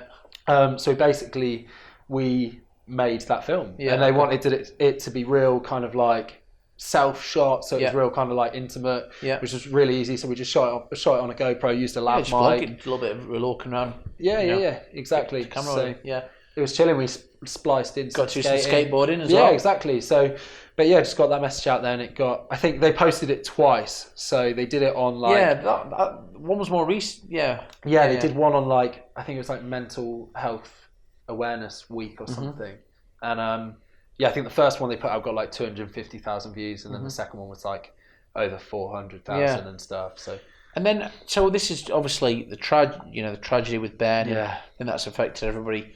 Really, we see the impact it's had in all kinds of areas, and the way people come together, and they say go skating day, which is all, everything that's happened. And then you put up a post just a couple of days ago, or a week ago, saying that you kind of had an unexpected week, where all of a sudden you're in the middle of doing this thing. I don't know anything about that. I've not spoken about that. What is that? Well, I was having a meeting with BBC Sounds in London anyway. What are they? I don't know what BBC Sounds is. So BBC Sounds is like, it's the kind of like audio app for like the BBC. So it's the place that you can listen to like live radio, you can listen back to all the shows, but they've also got like had a real big push on podcasts and stuff like that too. So the reason I got confused is because it was visual, and I was like, it says BBC Sounds, but I'm watching a clip, which is why I think we did a clip that was like a trailer for it. Okay. So there's a wider podcast that's like 16 minutes long or something like that. It's a short thing, but we were basically having a chat about some like bigger ideas, and then at the end they were kind of like, look, we also do this podcast. It's called The Next Episode. It's basically a weekly podcast about like current affairs, but kind of it's like, it's presented by young people. It's by two people usually. This guy Ben Sand and this other lady, I can't remember her name. But they kind of go into like topics like that affect like younger audiences, I guess, and kind of host it in a way that's not. But it caters to them basically. And they said to me, "Is there anything that's kind of been going on in like the kind of skate and action sports world that's prominent?" And I was like, "Well, yeah, actually, there is." And they immediately, like, I was at this meeting and like we started talking more and more about it, and they were just like, okay, like, let's go to Ipswich today. So they were like, don't go home, just like take your stuff to Ipswich. We just literally chipped it for a train, and got over there, and I was like, man, I was in honesty, I was super nervous because I said like, you know when you kind of like speak before you've kind of had a thought, like had a chance to think it through, and I was just like, yeah, this has happened, this is really big, and then the wheels start kind of turning real fast, and I'm like, oh god, like actually I didn't know Ben. I'm like, how is this going to be received? How to approach. Yeah, and I was kind of just like, I knew quite a few people that know Ben, and obviously I was like, man, I need to make sure that we do this like justice, but is this going to be like almost frowned upon that I've been the guy that's fronted this when I wasn't like a close friend of Ben or anything like that? We mentioned it in the, we had sort of like Kate's Nicholson down, and it was like, I didn't want to not mention it, but I didn't want to mention it and then feel like, for the same reason that I'd only met Ben in passing, and then I'm the person that wants to be. So I think it was just, I saw it, and, I think it was just... I think the thing is, way James, of doing it was a good thing. So, but it was all about approach, and you obviously got that spot on. I think, you're in a place where you can kind of get an important message like that out to a lot of people. So if you had not affronted that and gone and done it, it might not have had... it might not have got the attention of all those other people that see, because it's not just skateboarders watching it. There's going to be people who follow BBC Sounds in a bad place, and then they will listen to that thing. So, man, the rad thing is like, it's worth it for that one person. Yeah, exactly. Do you know what I mean? Like, it doesn't matter. Completely. And like, had you not done that, I think as we went through the process, I started. And you did it right. Blackwell's involved, all his friends. Did you speak to Ben? Did you speak to Ben? Ben Powell? Yeah. Ben. But I was fully just like, I said to the guys at BBC Sounds, they were awesome, because they were just like, right, you are kind of the lead. No, not at all. And they were fully just like, we need to approach this sensitively. Yeah. And the day we went to Ipswich was actually the day of Ben's funeral, and we were fully like, we are not recording anything today. I was going to say, did you? No. We were absolutely. But we went along, because that park in Ipswich after the funeral was rammed. Yeah. And I knew Blackwell was going to be there, who obviously we know Vert scene contests for years and everything. And I was like, look, I want to go down and check it out. But I was also kind of worried that people would be like, oh, why are you in Ipswich? And then I'm like, oh, I'm here with the BBC. And it's the day of Ben's funeral. And I was I was real nervous about it. But I went in and I spoke quietly to Blackwell, and I said look, we're doing this. Like, can we chat tomorrow? And man, the people that I spoke to, I was honestly I had butterflies. I was losing sleep. Man, the night before it came out, I barely slept. Really? I kept nodding off, and then because I was just so worried about how people were going to receive it. It got a lot of attention. It's got a ton of attention. Yeah. The clip. Yeah. Yeah, it did. But it's all for the good. It's tragic what's happened. Yeah. But it's like the thing that his sort of parents said on the Enjoy site was, it was like, we can save one person's life, then just getting the message out there about what happened, then it's worth it, right? Yeah. But it was it was really good. So many people came forward and everything, and it was it was really, really nice, and getting those voice memos and everything, and spoke with Sam Bruce, and she got quite emotional, but was fully happy to, not happy to, but was she felt it was necessary to come out and open up, and it was everyone just kind of got behind it. It definitely put me at ease as we were going along. I was like I say, pretty nervous to begin with, but then it went out, and Radio 1 were posting out on their socials. Annie Mac retweeted it, and it was boom, okay, these are people that kind of get it, it doesn't matter that this is skateboarding. It's this is an universal issue. message, isn't it? Yeah. And I think it hits hard, because obviously Ben is he was so iconic. And for me, he's I think I first saw him in This and That. Yeah. When I was younger, that, and it was wow, okay. It was Ben was killing it, and it was always kind of an inspiration growing up. But so I think it kind of resonates in that way. But it's it's just in Ipswich, I think it's Ben is the third of 3 skaters in recent years to have taken their own lives in the Ipswich skate scene, and it's really? It's oh man, it's just all male mental health things, just so really, tough. really It's bad, so tough. It? But man, as everyone said, if the legacy can be that Ben's passing kind of brings more people together and stops other people from going down the same route, then I mean, it's unfortunately happened now, but what do we do going forward to make it sure that it's not forgotten about thing, and at least hopefully some good can on the other side of it or whatever. I mean, I think everyone was saying just how much more they've kind of been chatting, and kind of just sharing like I say, just like chatting about stuff that you don't normally chat Just about. Nick, you even saying like about sending messages out, just the whole tell your friends kind of thing, and I think not enough people kind of do that, and like I said, one person makes it all the worthwhile. So yeah, good work on that. Cheers, man. Shall we talk about something else? She's 90. She's older than 90.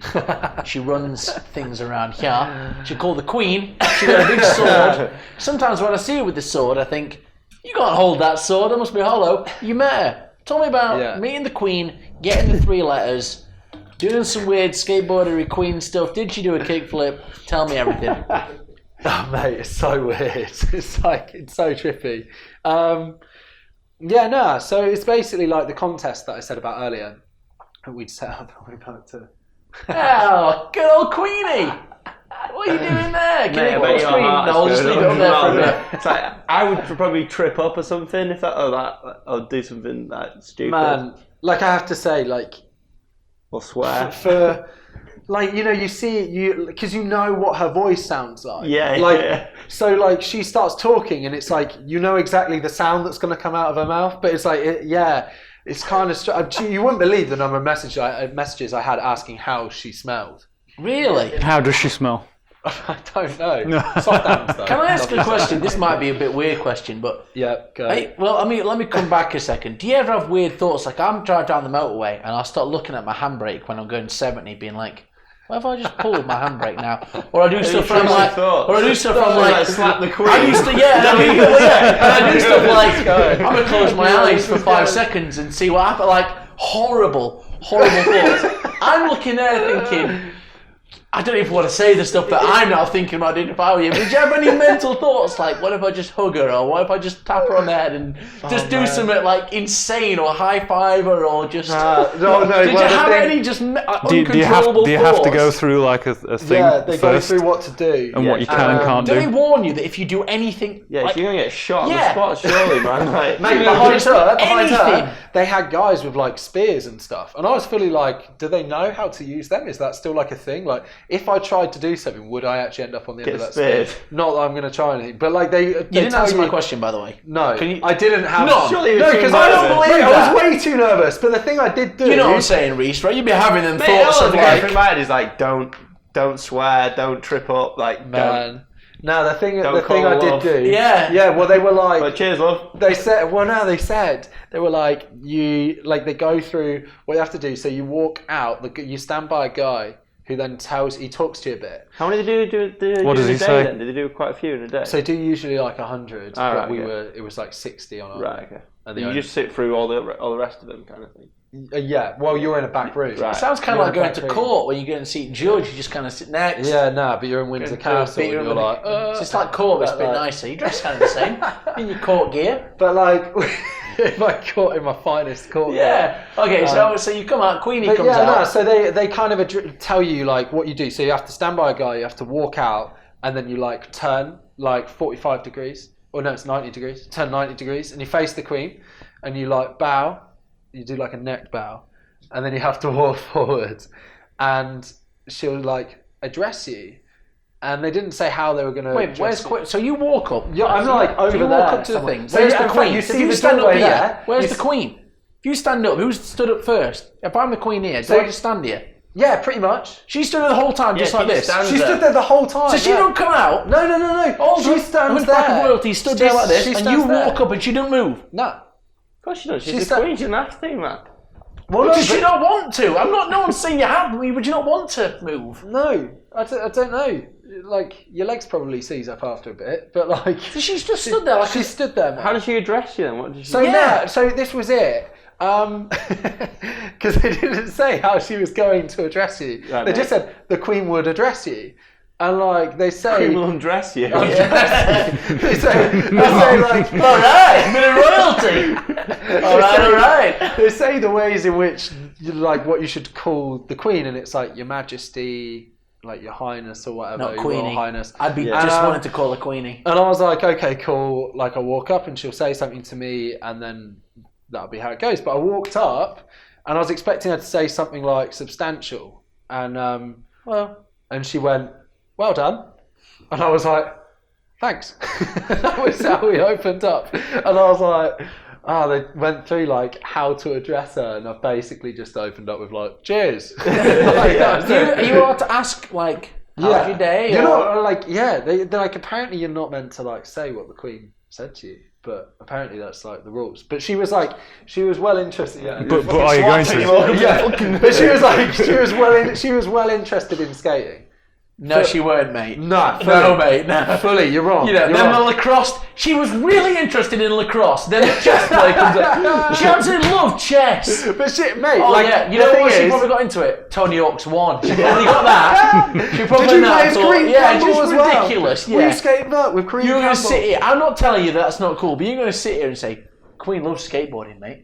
Well into it. Do you think she? Mate, the thing is, okay, yeah, she obviously doesn't have a pre-existing interest in skating, but like the questions she was asking were like, can you do a McTwist? it was like over a helicopter, over a helicopter, like on Tony Hawk's Underground 1. That's what I imagine her to be saying. God's sake. Come on, what were the questions she was asking? It was just like she was first literally like skateboarding, like what is skateboarding all about and stuff, and she was like, is it like positive for like kids to do? And she was like, wow, like how can you get like more young people doing it and everything? And then she was saying like there was a guy I'd actually already spoken to, who I am now speaking to. He's like this doctor at Bristol Uni, and he basically like works with the government on like, he basically like reports on like physical exercise stats, and he was speaking to me saying like, oh, we could get you like into Parliament and stuff, like talking about action sports as a positive thing for like young people to be doing. And then she had remembered having spoken to him earlier on, and was like, have you spoken to this guy? Because I think you guys could team up. Well, that's pretty cool. Which I thought, I was like, she's remembered out of like the 60 odd people that she's spoken like to today, she's remembered what this guy does and has made the link and has gone, you guys should team up because if you can get skating involved there. So yeah, I think that's pretty rad. The Queen So backs skating. you actually get a conversation with her. It's not just No, fully. there's But your then little thing. she like shakes your hand when she's like, I'm done now. Right. Next. Off you go. Midway through conversation. This is another question I want to know. Is it like one of these, or is she like, this is a real handshake, or is it kind of like a little... Nah, it was like, man, I'm pretty like... You don't get tapped on the shoulder, that's knighting. That's right. yeah. Those guys came up first. That's I didn't nice. get to see those guys. And what's that she's putting on you? It's a medal. It's like an MBE. She's not just doing your tie. You've done No. your tie wrong, No, pal. she's Yeah, got I'll that. sort that out. Yeah. You got There was a dude. There was a dude beforehand. there, mate. There was a dude beforehand who was behind me. Who's this Indian dude who was like nicest guy. Who's like, I think he was like 70 odd, and he was like, as before I went up, he like spanned me around and like checked my tie and stuff, and he was like, "You look great," and I was like, "Yes, dude." And they're in it, meeting the Queen, getting some. She can't. You know what? She's been doing it a while. This job, a little while. She's not going to be too many more of these that she's doing. I'm just saying that they don't live to be 200. I'm just in a good way that you're probably one of the last people in the grand scheme. Oh, Nathan! Right, I'm not having this. I'm not having this. What is the retirement age in England? 65. How old is she? 94. Oh, no, Nathan, you can't say that. She's 94. You know, how long she going to live to? Unless I'm trying to be nice. She's done a good job. Yeah, this is I'm just saying. man. You know what, James? Bullshit, my friend. Because when I rang you, I said on phone, she's probably going to want last ones, and you were like, "Yeah, now the cameras are on." You're like, "No, mate, she'll live forever." The Queen loves time travel. She's going to go back to the youthful again. She loves skateboarding. No, it was cool. Yeah, because sometimes you get like the other lot do it. The other lot.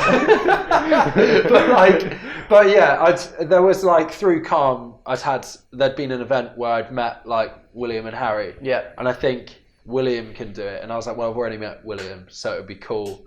Do you not know till you get there, kind of thing? No. We walked in and they were like, Queen's it's going to be doing the it. Queen, and everyone was like, yeah. Oh, you fully like this dude was yes. like gave me the knucks and everything. It was like, yeah. What, so Yeah, it's like back at primary school, isn't it? Like, yes. So some people got. Yeah, some people get like William. Don't they? Some people it's get like a that busy, signing. yeah. Like, come this time and you give me this person. If it's this slot, it's going to be Some the people Queen. get Princess Anne. Who? Yeah, exactly. How pissed off would you be if you got a knee and you turn up? You know what? Princess Anne's doing it. You know what'd be so annoying if That's like the C team, man. if they're in a Are they the A tricks or the B tricks? That'd be the worst. If you were in a line and you're all going next, and it's the Queen, and the person in front of you is the Queen, and just as you go out, they tag in and Princess Anne comes. Just as you come, you walk. No, sorry. It's just I don't know who you are. That's the Queen. Can you just? Because you're probably an idiot, so you just okay. Quality. No, amazing. It was wicked. It was really, really good. And I was like, it's really funny. Like I feel like I can't remember her face because I was just like, It's right there, mate. Right there, brother. But I was like in person, like seeing her face, I was like, this is so trippy. It was like because you see her on TV so much. Because I don't. But like Christmas Day, she does a little talk, doesn't she? And I'll tune in. But like literally the only time I can compare it to was when we met Tony Hawk. We skated at his, and it was fully like name dropping, aren't you? Tony Hawk. That's the princes. But like you've seen his face so many times. We just went for a skate. What do you mean? If you go, listen to that. Robert just went Tony Hawk's house. Like over there, like it's and you go through Paul Luke. Like you just go skate his ramp, pretty much. You just like any vert skaters. I went through Tony. Did you?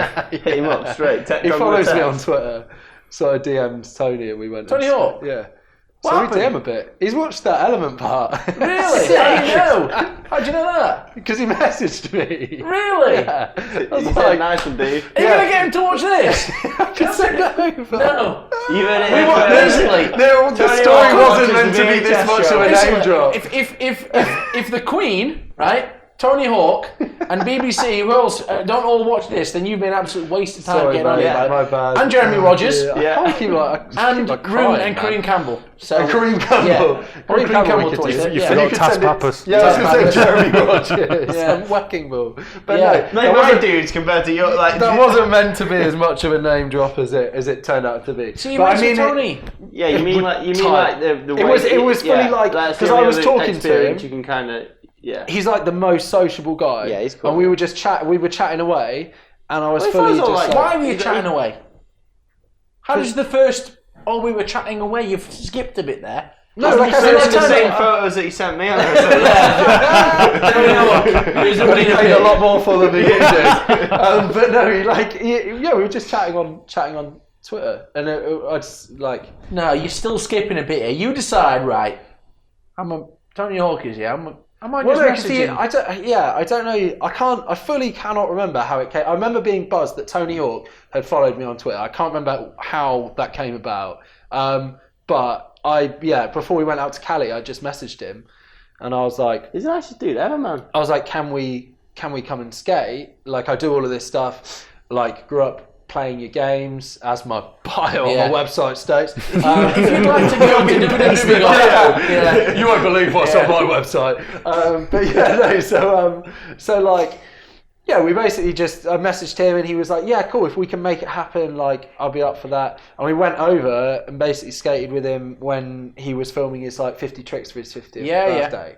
And, we just, we were chatting away, but, the point I was trying to make was, you see his face, and he's chatting, and it feels like you already know him.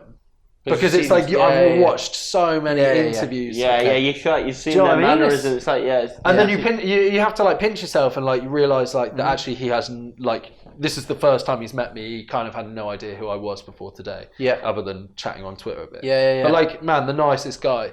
Honestly, the nicest guy. You know everybody, James. Everybody. You know absolutely everybody. There you go. And I'm not in great you chats got with harassed by Jeremy Rogers. So you guys are both We're equals. been around. Is there anything else you'd like to talk about, fellows, before we watch some delightful Element footage? This is your time, you're here on Showbiz Brown. There's been some I do want to mention one thing actually. Yeah? I do want to mention one thing. Yeah? That actually had me in tears when we were staying in Malmo, and Reese stole Clifford the big red dog. Mate, everyone knows the story. I don't know this story. I don't know this story. Me and Mosley don't know it. They're downstairs. I'd say this. What's funny is when we came down in the lift with broke. Mate, you're jumping ahead. You've just done that yourself, so don't blame him for the same thing you did. So me and Tony Hawk were just in this jacuzzi, right? Yeah. This has been the worst experience of my life. But yeah, no, we were down. We were down in He's done the job. down in the hotel lobby. It was like Peter Fernie, like one of the US dudes.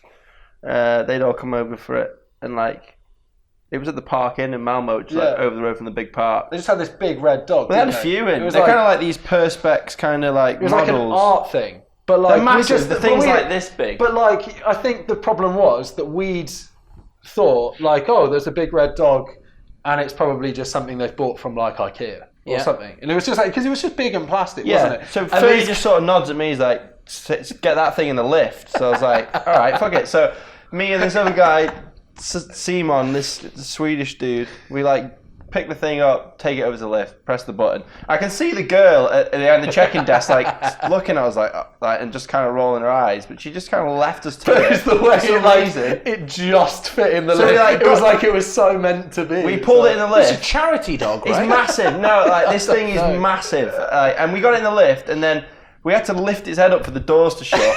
And then we got it up to the top floor, and we like dragged it out, and like everyone's filming walking up the stairs, crying, laughing. And then we just like put it on that floor. Wingy jumped on it, and he just went. It was like, oh shit! And then, but you were riding it. You were like on it. What is it? It turned out it was a massive French bulldog, basically. It's just an art installation, right? I thought it was like a charity dog thing. No. It got left up there. Like it got like Mike Crum and like all the old Vert dudes were like partying with it in their room, and like we came down for breakfast, and all I saw was the lift had like the caution tape across the lift, and the dog was nowhere to be seen. Yeah, the dog disappeared. But then the best part was I didn't find out this until I got to the skate park, and Pontus told me. This is so genius. Pontus asked him how much it's worth. Yeah. Oh yeah. So it was worth. Was it like 15 grand? Okay, it wasn't 200. I was going to say 200. It was 150,000 kroner, which is like 15 grand. Yeah. So it was like expensive. But then all of these, this is genius. All of these missing dog posters started appearing. I made them. Because did you? Yeah.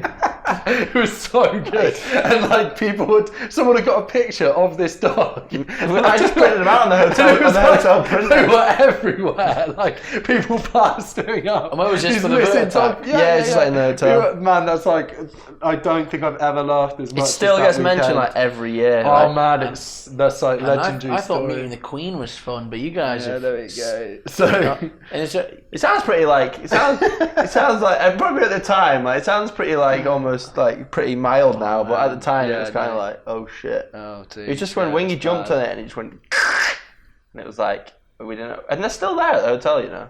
Oh, all them dogs are still there, yeah. Well, not one of them. They've got a few. There's like a French replaced it. There's French poodle as well, I think. Oh, really? We'll have to go back. Tell us where we'll get some pictures up. Yeah. Reiss, do you want to? You were adamant about having this Dave Allen board up on the wall. I just kind of thought. Got man crush on old Dave Allen as well. Yeah, Dave's a good guy. I've got some good stories about Dave. He's a cool guy. He's a bit of a party animal, and he likes to be. Yeah, you took down. I'm going to tell him. A Dom Henry. We've got 2 skate cap boards up. Oh man, Dom's cool. Yeah, well, Dom Henry. For years. He was like, I didn't take it down. By the way, he was like, which of them boards? And he was like, get that Dom Henry board down, get that Dave Allen board up. I didn't think so. Sorry, Dom Henry. Just gone pro as well, and we just wanted to celebrate that. But Johnson was having absolutely none of it. I didn't do it. Sorry, Dom. Known Dave for a few years, and like I just thought I'd stick one of his boards up. It is a good board, but all the graphics pretty. Yeah, they're all spot on. He's a good bloke. When I broke my leg, he reached out and was like, "I broke my leg once," and he gave me a list of all the things not to do. Just on Twitter as well. Like walk. Karate. Don't skate. Skate. But no, it was like don't booze. Don't eat bad food. Whilst like my leg was broken, and I was like, yeah, good shout. And then like I got into like my favourite thing like every day was like, what can I put on potato waffles? And it got to like I was putting like fried eggs with bacon, and then Nando's like peri peri sauce and stuff, and like mushrooms instead of walking. Yeah, so I was in my yeah man. Actually, this was when I was like in my room. just playing GTA Online. Oh, with me, yeah. With Reiss for like 3 months. That's what we did. But you had a reason. What were you doing? Were you injured? Reiss was just. I just quit my job. Like a month. It was so good. And I used to go out playing GTA, waiting to start working. So I broke for someone else. I broke like rule 2 of Dave Allen's list of what not to do when you break your leg, Play and GTA. then started. No, that was firmly. Firmly all right. Yeah. But then I broke rule 1 very quickly because I just used to nail like a 2-litre bottle of cider most nights playing GTA. What? And Dave was saying don't drink. Yeah. If Dave pretends to be an athlete, right, and he's just not. He pretends to be like a clean cut. Like, he was he's right, man. Hilarious dude. Like. Dave's dropped a cup of his own piss on my feet before in a hotel room, completely by accident. In another So was it by accident? Or? Why was he pissing in a cup? Oh man! Basically, just sort of doing that. Long story short, we were in a contest in Norway, and I was sharing a room with Wingy and Dave Allen, and Wingy just broke his ankle, like skating this tiny little kicker about that tall off the floor. He broke his ankle, and like we basically went to the after party. And like I'm sharing a bed with Dave, and like we went to the after party and like ended up meeting some girls. Tried to get back to the hotel room, and like Dave and Wingy are in there. So like it's like, oh right, the bathroom's free, so we'll go in the bathroom. And like I'm in the bathroom, wake up at like 5 a.m. to like on the door. I'm like open the door, and Dave's like, I need a piss. I'm like, dude, I'm in it, like a bit busy or whatever. I'm like, he's like, I need a piss. So I was like, all right, well just like go on, like step over or whatever. And then like he's like, oh, I can't go in there. So he's just like looking around for stuff. And there was like, in hotels you always get the 2 glass cups. Yeah. So you just like reach for one of them, and he starts pissing in it. And then obviously it's like filling up. And I had to do the whole thing, you old Dumb and Dumber. The beer swap thing. But it's still, the cups are tiny, so it's still not enough. So the next thing, the kettle in the room is out, and we were crying, with laughing that hard that he was laughing. You're trying to get your smash on in there, and then the guys. I had already done. I was pretty much like asleep, like or whatever. So why couldn't he come in? Because he didn't want to. He didn't want to go in the room and stand over the girl or something. Why were they sleeping in the bathroom? Because we had and where? In a hotel room, because they had the beds. I've been in hotel rooms, and there ain't enough room to be like. Yeah, no, it was pretty cozy to say the least. And then he was laughing that much that he knocked the cups off the dresser, and they all just smashed and went all over my feet. They were all over my mate's sleeping bag. I did not know the story. And then basically, he like managed to, the next day we had to just clean it all up. It was a mess, and like I've never ever opened used the kettle in a hotel room ever again since. There you go. Well, yeah, I didn't know this story. Usually when I say, is there anything else to talk about, people go, no, we done it all. Well, no, there we go. Man, there's so much that I just basically, through that time, I just got fat playing GTA with Reiss. I looked the other week. Yeah, breaking all of Dave's rules. I looked the other day, and you can see your online playtime on GTA Online. I've racked up over a month. Just straight, yeah. Like, in terms of actual playtime. You cried 4 times. I know. I don't know dude, I've got like a little bit of a cold. I think you could just sit there. I'm getting so emotional. When it first came out, we would sit there for hours, just mate, it was crying, laughing. It was unreal. Like it was just crying again. We were crying, laughing, man, just laughing at each other. It doesn't take much, but like, geez. So you managed to get back to the world of health. You met Phil Harvey. You went skateboarding. You microwaved some cheese, and then you made this part for Element, which we shall watch collectively now, and you will tell me the name of the very spicy last trick, because I don't know what it's called. I don't know either. A flamingo.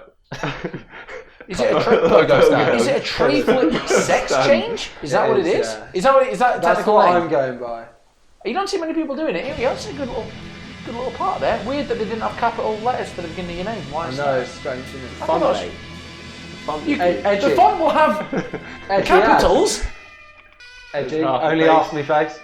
I get it. Walking around and stuff. Walking around and montage. Time lapse. LA. This is my local. This is round the corner from my house. That's a handrail. That's another local. That's the park we got built to replace. Did Canvas do that? Canvas, yeah. Whatever. I know this part. I've seen it. Yeah. That clip looked like Phil's holding a leaf blower as well. So I did a pretty good job at SMP. Mate, I have to draw film. I have to send a big shout out to Phil because this was like solid. Like we went to the clip we got at South Bank. We went to like London just to film that, and like Phil was like, Phil drive over from Bristol like an hour and a bit to mine. Then he'd pay to get the train and everything. It was like we were splitting petrol and everything. Was he not getting stuff from Element to do? There was no help from him to kind of do this or whatever? No, we did this on off our own back. But like the number of locations we went to, there's loads of LA footage that Matt Treese filmed whilst we were out there. Big shout out to Matt Treese. I've seen a little bit of Joe Marks teasing as well, doing the sunglasses while you're skating. Oh mate, yeah. I get a lot of beef for the sunglasses. Pretty cool though, you do know everybody. I just like, man, literally the thing is, I hate squinting when I skate. That's like, if I'm running up to a trick and I'm squinting at it, I'm like... Yeah, then you do the old Jimmy Langer and smash your face off the floor and break all your glasses mate, into a million bad. pieces. Wet ball.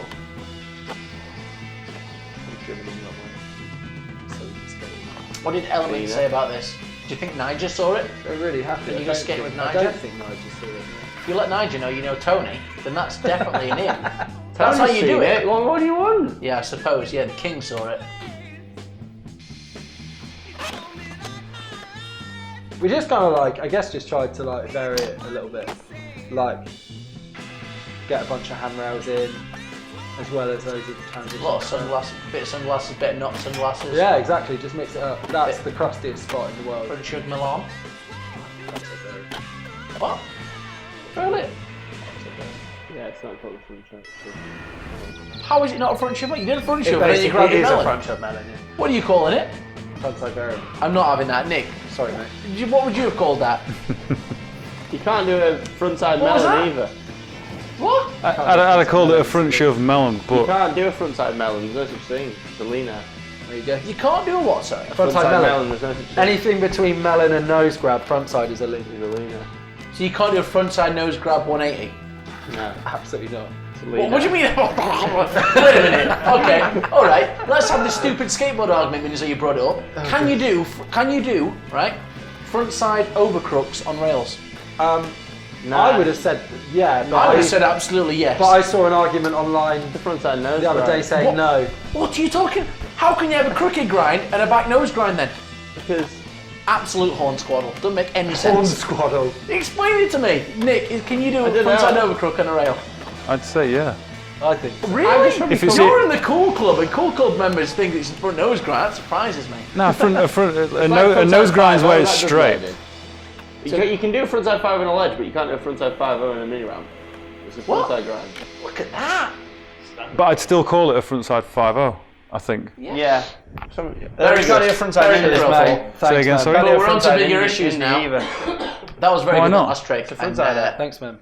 We're now having two India, separate backside. conversations. They're chatting about See, something over there. Yeah. We'll wait for that. It's yeah. Do you just say you can't do a frontside 5-0 on a mini ramp? Yeah, well, it's called a frontside grind, isn't it? It is a frontside grind, and you can't do a frontside indie. Yeah, there's no thing with frontside indie. You have to. It's a frontside air. So what is it if you do a frontside air without a grab? That's a Technically, frontside ollie. can you do a backside melon? Yeah. Or is it just a backside air? Because I'd always call back a You don't backside know. air. You don't know your It's a own rules. backside air. Backside there. Or it's just like a backside grab, isn't it? A melon is probably just kind of something you do over a jump box, isn't it? I'm sorry. If you go up and grab your nose, yeah, and then you do backside 180, what's that? That's just a Backside backside air. there. That's just backside. So air. what happens if you go up and do a backside and do an indie? That's an India. That's a backside indie. No, it's not a backside indie. Oh, It's is an it not? India. It's an India. Because you can't do a you frontside can't indie. do a frontside so indie. it wouldn't be a I've backside. never felt like I've never known I so said little about backside skateboarding indie ever. once Did you in know front any of of Greg this? Nowick, and he literally went mental at me. What would you call? That's the I can't really say question. it without- Right, we're going to do this real quick, right? Because go we've been doing this forever, but we have to ask this question. This is the argument, okay? So if you're going fakie, okay? So you're going fakie this way. There's a ledge here, I'm not good with street stuff. and you land that. What trick is that? That- Fakie switch. It's a or- fakey 5-0. Yeah, it's a fake ollie 5-0, I think. It's a fake. Not fakie switch nose grind. No, because you No! can't do. That's like saying fake, that's you're like saying a switch nollie. Going, yeah, It's like saying a switch nollie. fake ollie. You can't do you can't go fakey to switch. You're either riding switch or you're riding backwards. You can't change. So what happens when you do it into a manual? Frontside and fakey. It's a fakey manny. So It's not a fakey switch so nose what happens man. when you do? So what happens when you do this? What if that's what? Isn't that a fakey manny? That's also a fakey. Oh, wait a minute. See, you're laughing now. So this is a fakey manny. And that's a fakey nose manny. Because Do you if you think? take it off from the back, you're landing on the nose. Yeah. That's a fakey nose manny. Yeah. Yeah. Have you also thought about what a fakey lip slide is? Fakey lip slide, like a half cab.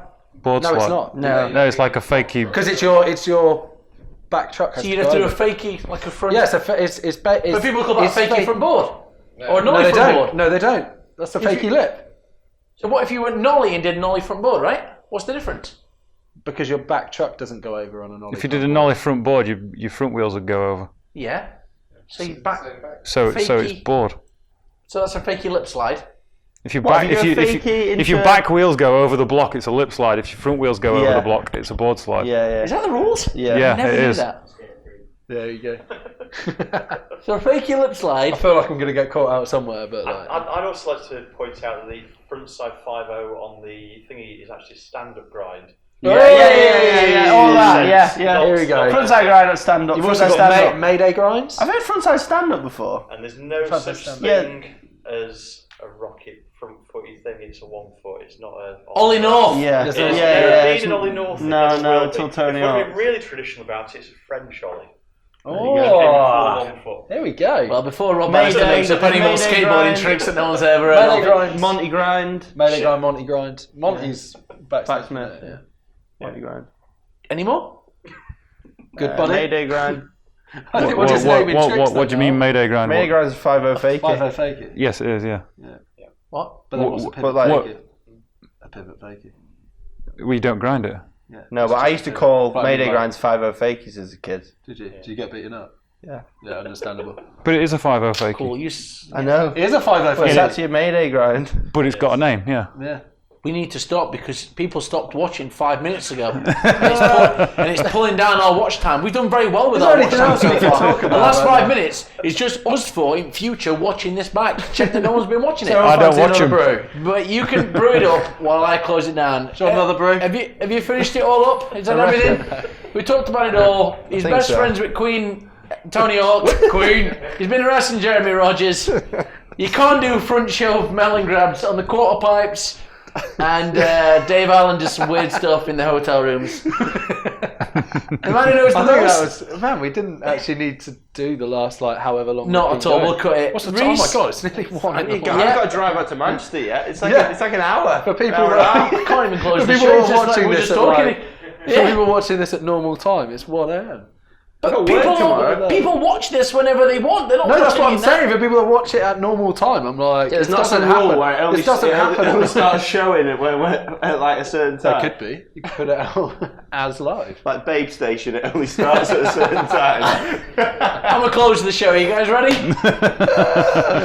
Keep talking over him. Thanks very much. Big thanks to Nick Mosley, Reiss Johnson, and of course James Threlfall. Thanks for joining us here on episode 6 of Hang on. V.H.S. Oh, just joking. Thanks very much. See you then. Good Well night. done, everybody. Thank you. Oh, here's the skateboarding stuff, by the way, while we clap. Roll it.